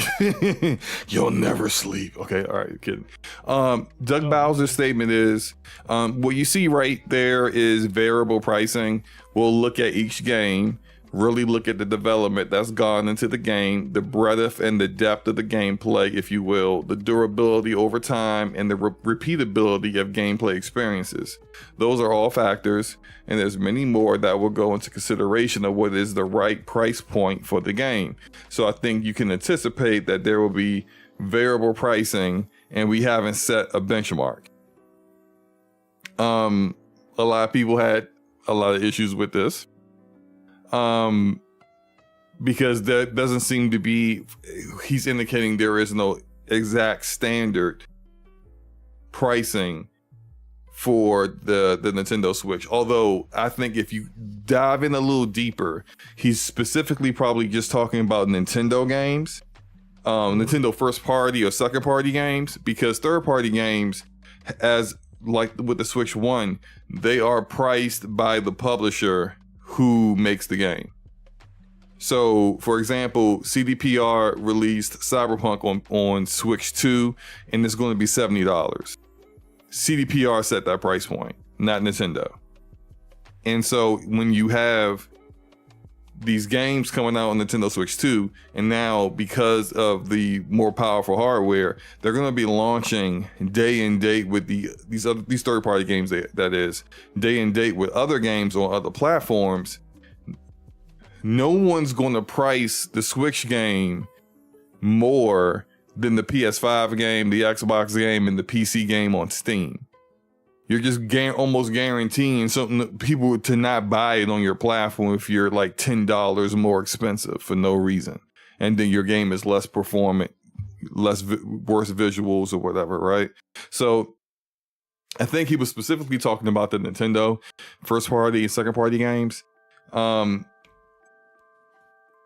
Real quick, I do need to address the Nintendo fanboys that came after me for my statement after this.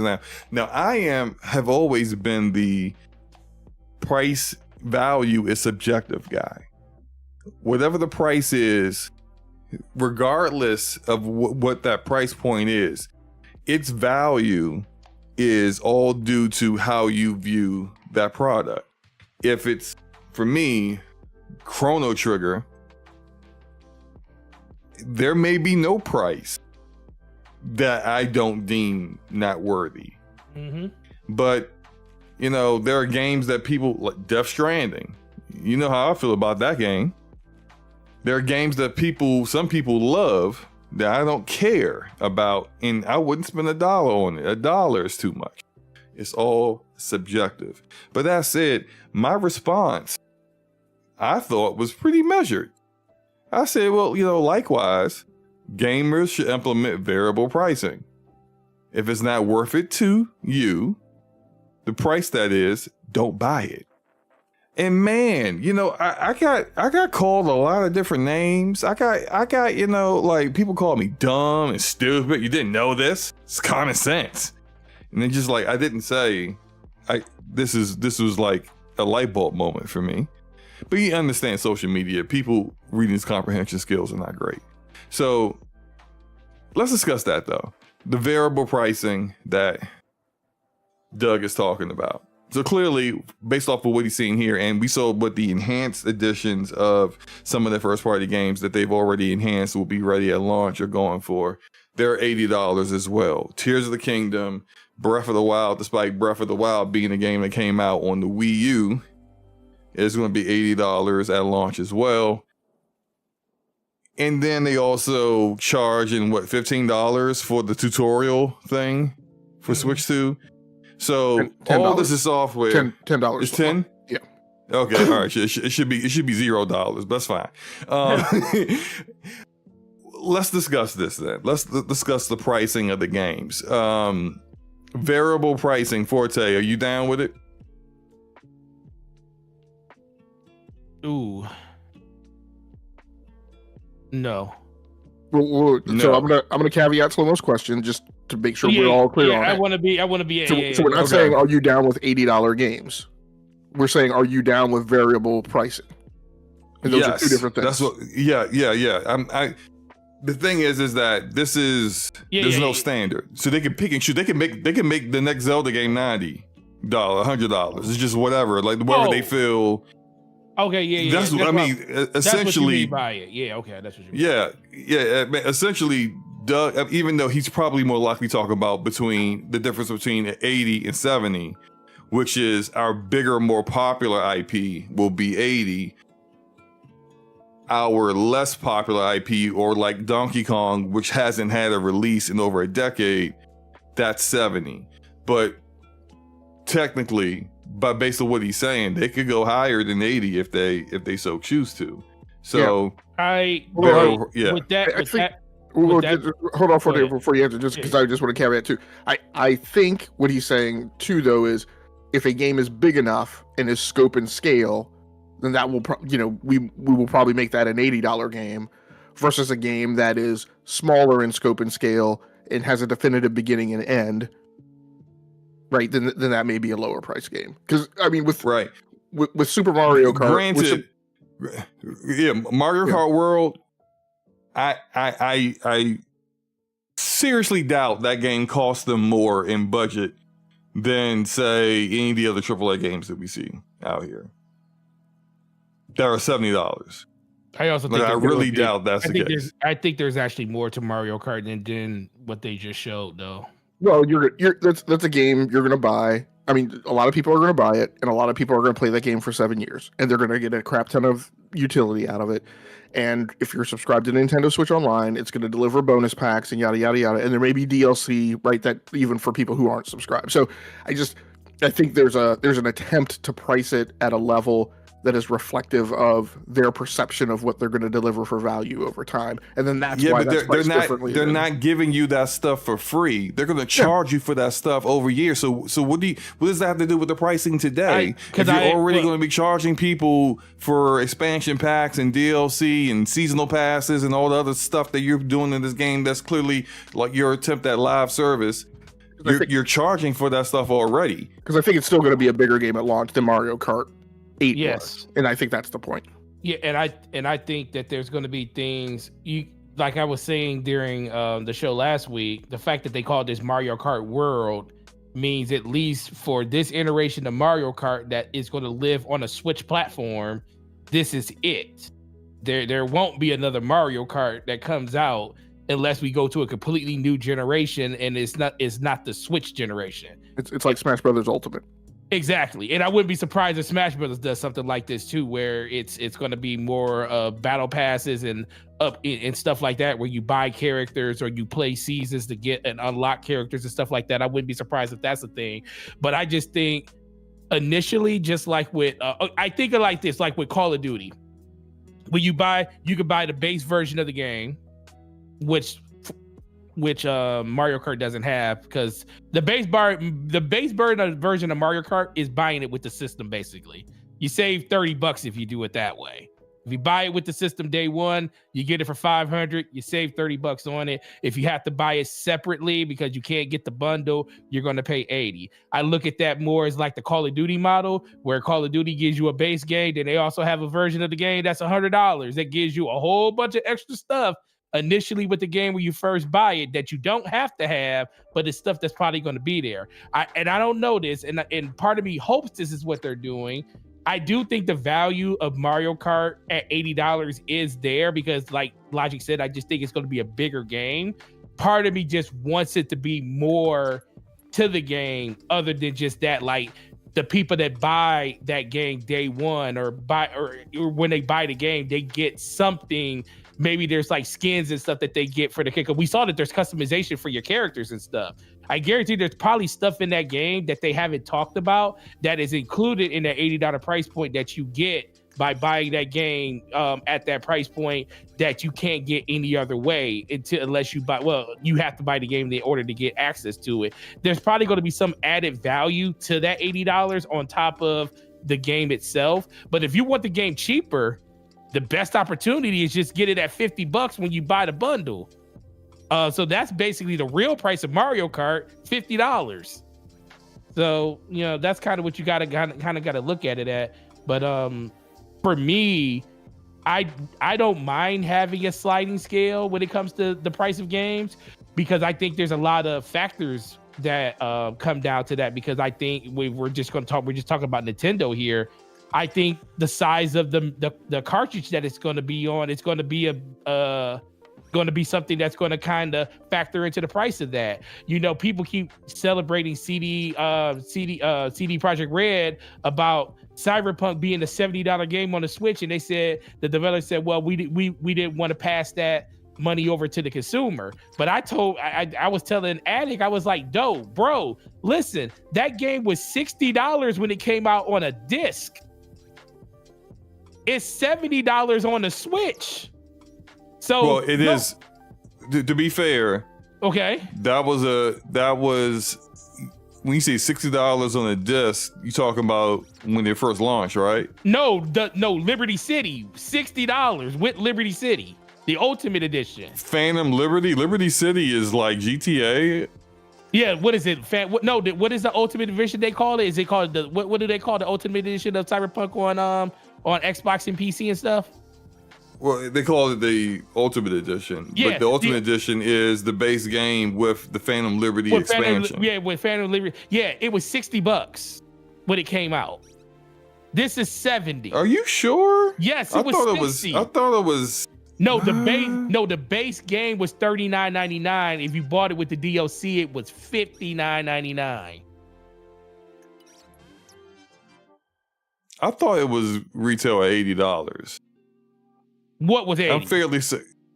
The Ultimate Edition of Cyberpunk. I remember looking at it. I remember looking at it on Xbox and being like, "Oh, I'm not spending that much money to play this." It was to look at it with HDR. Yeah, it was $59. No, it was $59.99 with Phantom Liberty.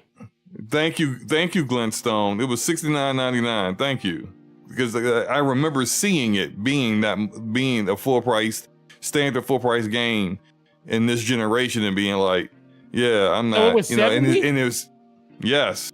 Oh shoot, I thought it was $59. Okay, well, I'm wrong. I'll take it back. So maybe they are eating the price of that card. Okay, Miko was saying it's $80 on the Ultimate Edition on Series X right okay, now. we need somebody to actually go back into the Wayback Machine and figure this out for real.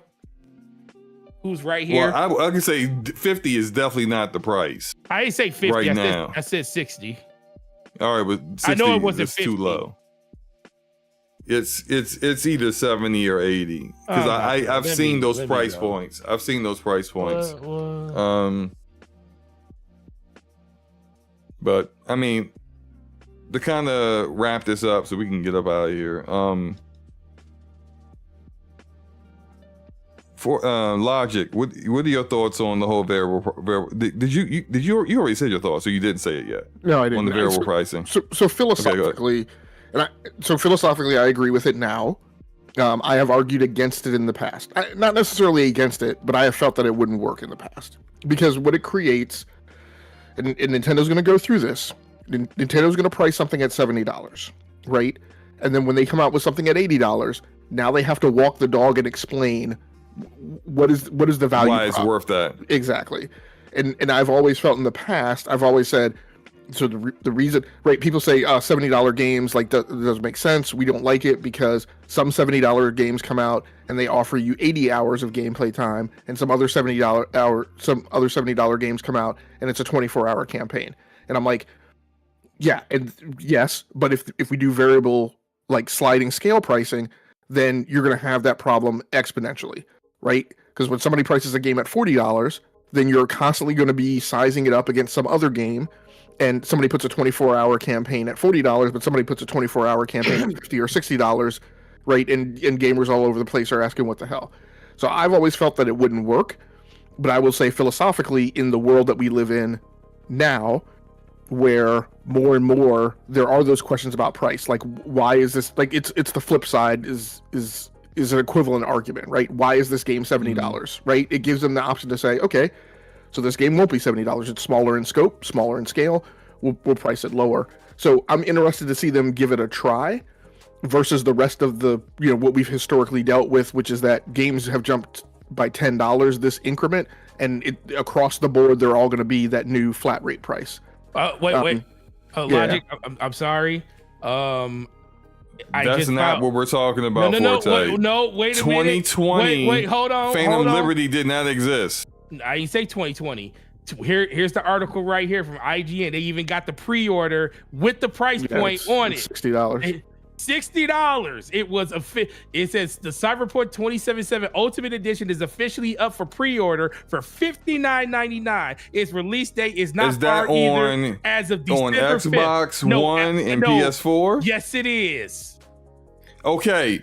Those games were always $60. No, I just said no. It's across the board. It's on PS5 and Xbox Series X as well. Yes, because that's a cross-gen game. And those versions are $70. No, game.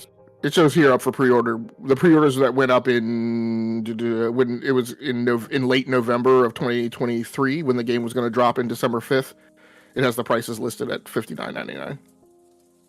Thank you. For PS5 and Xbox Series X. Thank you. That's all I was saying. This is with Phantom Liberty. With Phantom Liberty. This is the Ultimate Edition. And what year was this?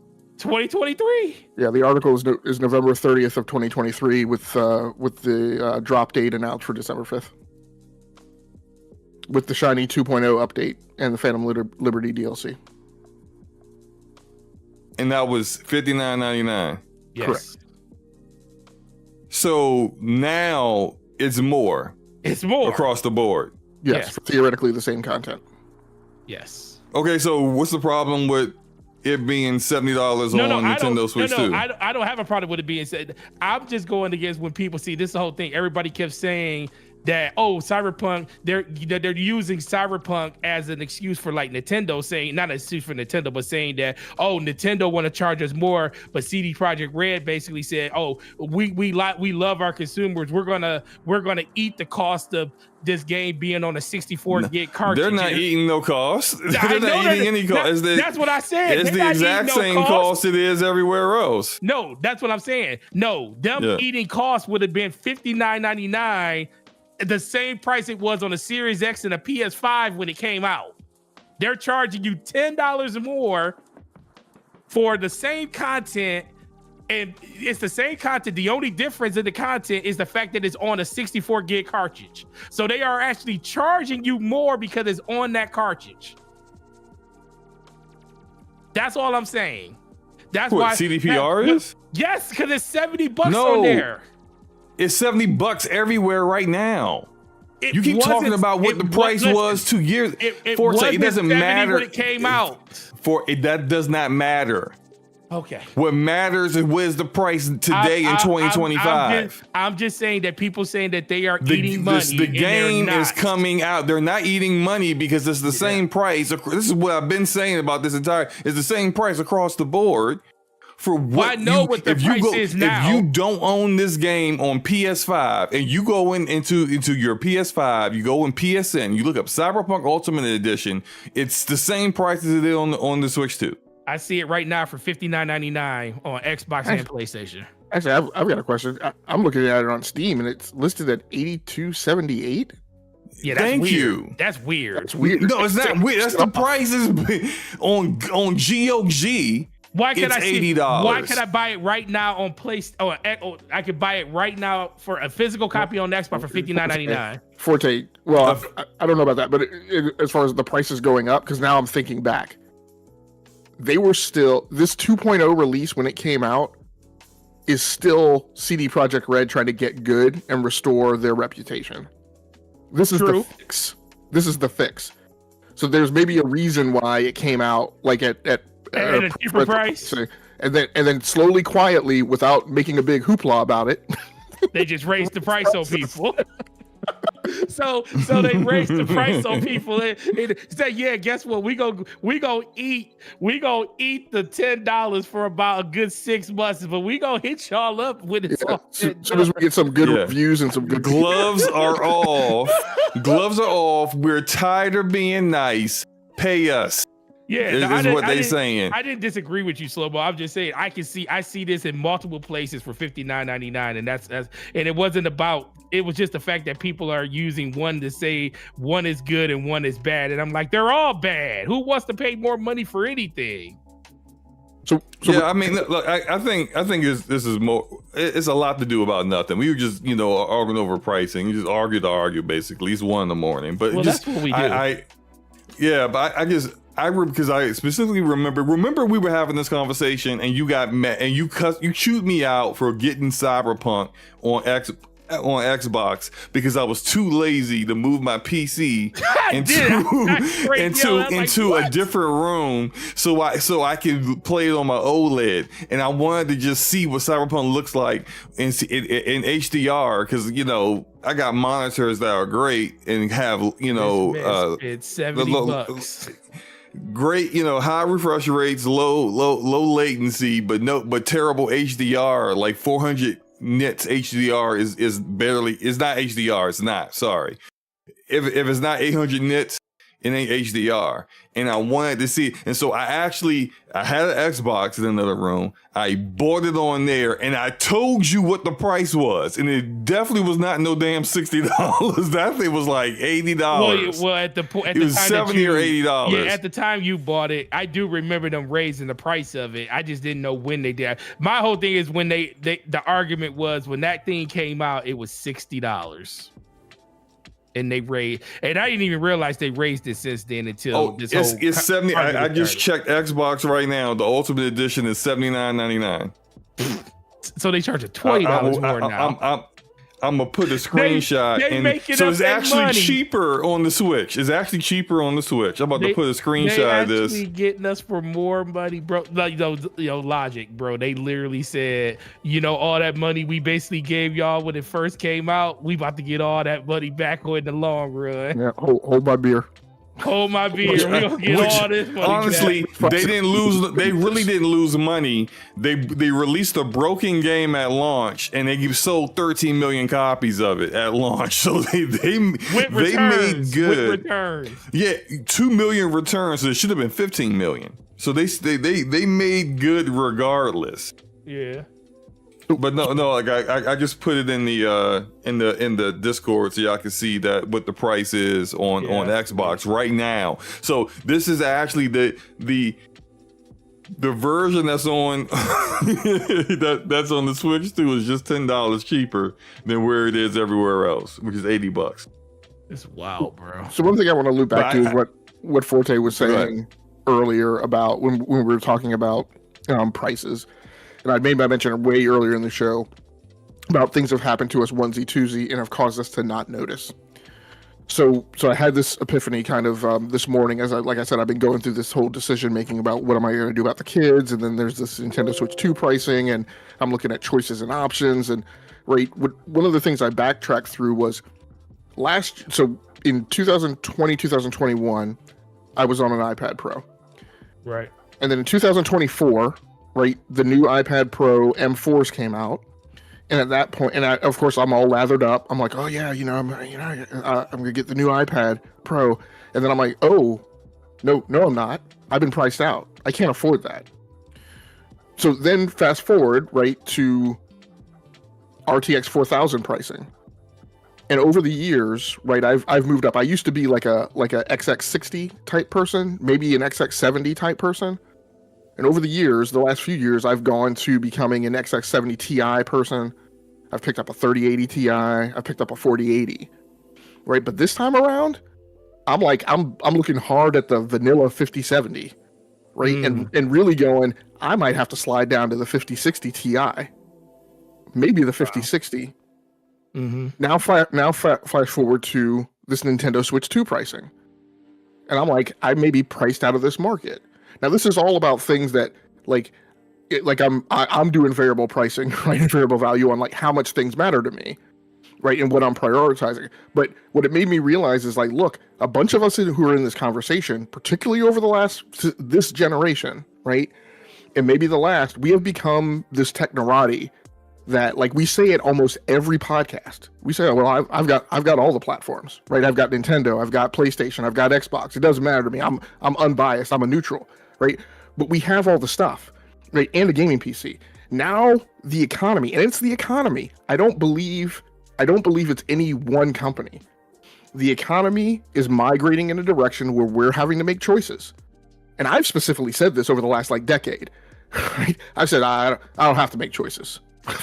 Right? Like, the argument you're making is about somebody who has to make a choice. I don't have to make a choice, right? I have all the stuff. Well, now it's been creeping up on us, and it's been creeping up on us for a while, right? And now we're at this point where maybe we have to start making choices, and we can't have all the stuff. And the reality that we're looking at is starkly different than what it's been for, I'd say, the last decade. And so that's why I think there's so much heat. And I'm not saying it's not valid and there's not other reasons behind it, but I would say like 51% of the heat that's being generated on Nintendo from this crucible of people is because stuff is changing and our optics are becoming different. And it's not just because Nintendo has raised the price. Because again, I'm going through this down select and I'm looking at things that are comparable to the Nintendo Switch 2. I'm looking at other handhelds. People keep throwing out this, just go buy the $399 Steam Deck. I'm like, that $399 Steam Deck is not a Nintendo Switch 2. Right. It's a lower refresh rate screen. It's much smaller resolution. It's not as performant, right? I'm looking at other handhelds, which are way overpriced, right? Then comparing it to because we have people going around saying, tablets and mobile phones are the future. And I'm like, okay, now let me compare those prices to those things. And those prices aren't necessarily that competitive. And those devices aren't dedicated gaming devices. They don't game as well. Some people are saying, well, those things are more convenient. No, they're actually not. Like, you try hooking up an Xbox controller and a PlayStation controller to your iPad. Like, it works, but it's not as convenient or as easy as just picking up a Nintendo Switch Lite. And it doesn't work all the time. So, right. Like I said, I think these things have been creeping up on us, right, and walking us down over the last few years, and we haven't noticed because it's been happening like onesie twosie at a time. Like, we haven't got this big groundswell of like, well, everything's suddenly more expensive. It's been happening a little bit here and there, and a little bit here and there, and it's exacerbating what I think our reactions to some of this stuff are. Yeah, it's getting late, man. We are not going to 1 a.m. That's for damn sure. I need to go to bed. We're almost there. So might as well. So no. So I'm gonna say my piece, and then we can get into the outros. I am fine with the variable pricing because I am a firm believer that you get what you ask for. So if Nintendo wants variable pricing, again, as I said, people will engage in variable purchasing. And that's not saying that people haven't been doing that already. But the thing is that when you are an outlier in how you're pricing things, then maybe you forgot that people have that option. But they won't forget now. No. Because when they price games that people deem is too expensive for what the game is, simple economics is the higher you price something, the less people are willing to spend on it. And that's not like a hard number for everything. It's a scale that, depending on the actual product, how popular the product is, the overall general sentiment of the value and quality of the product, that's how people feel. We talk about GPUs. Everyone still speaks glowingly about the 1080 Ti and how it was only $600-$800, something in that range. Mm-hmm. And how they wish that the flagship GPUs were still that price, but that's never going to happen again.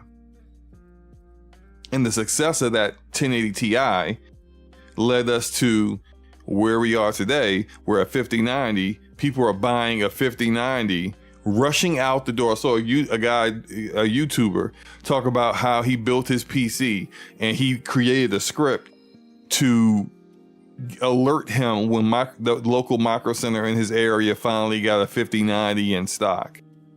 And at the price of $2,600, he didn't even tell his fiance he was leaving.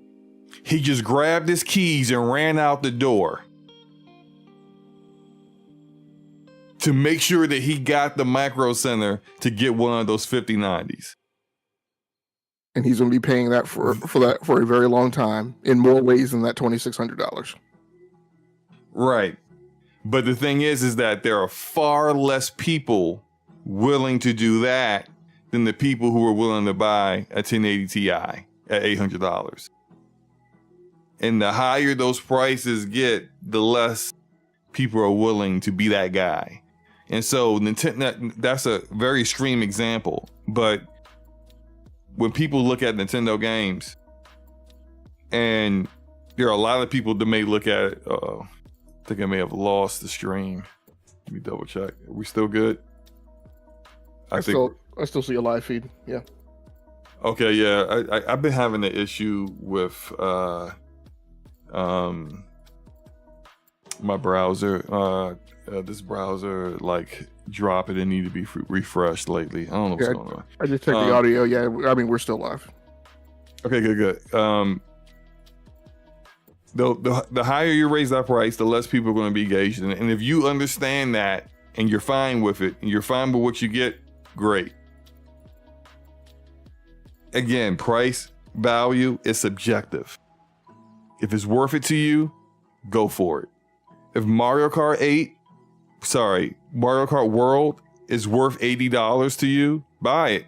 Enjoy it. Have fun. You're not going to feel any buyer's remorse, hopefully, once you play it and feel it's a great experience. That was money well spent.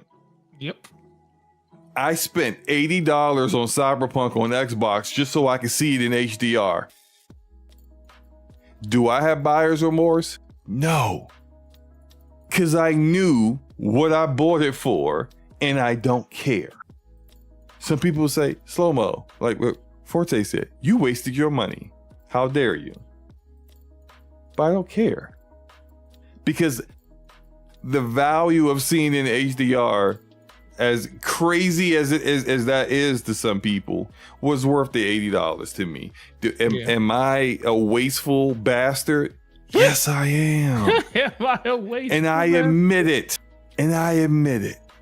So we will see who feels whatever post-tariffs cost of the Switch 2 is worth it to them. We will see.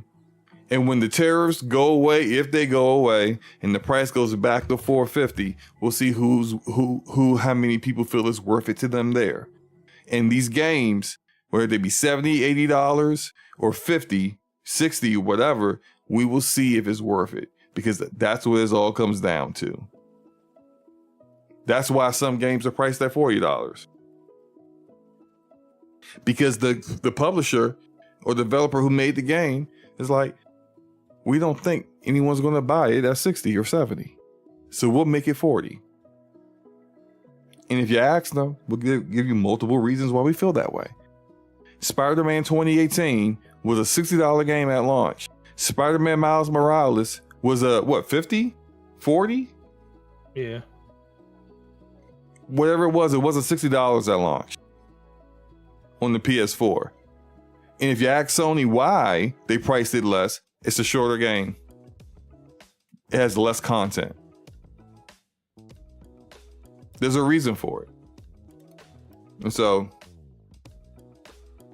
we'll see how it goes. Let's get into these outros so I can go to sleep. Sleep. Gaming Logic, thank you for joining us and providing your perspective once again. Let the fine people know where they can find you and what you got going on for the rest of the week. You can catch me over on the Enough to Keep Going Weekly Games podcast on the E2KG Network podcasting channel on YouTube. Although we will not have an episode this Sunday night, we will be back on the 20th of April, I believe it is. And for me, like I said, I'm piling up a bunch of games on my Steam Deck and looking forward to taking a few days off and being able to play some games on the go. Cool. Forte? Yo. You know, before the show happened, you was working on the video. Mm-hmm. Right? Yep. You want to hear it again? No, I don't. I would love to hear it as a published video on the channel. You are. I'm actually off work tomorrow, so that's all I'm. That's actually I've been doing nothing but editing it right now, but yeah, it's going up tomorrow. So it's almost done. It's going up tomorrow though. You get to see me in all my 4K beauty. It's gonna be great. All right. We know what we are all looking forward to that video tomorrow, right? Oh yeah, that's what Yoshi said. Oh gosh. All right. For myself, I'm gonna try to finish South of Midnight. I was, maybe I'll stream some of it. I know I'm a little bit later in the game, so if you don't want to see spoilers, then probably not check out the stream. But if I have the time, I'll definitely go do that. And lunchtime with SloMo. I didn't get a chance to do one this week because I was so busy with everything. But look forward to that on the SloMoBackSlap channel.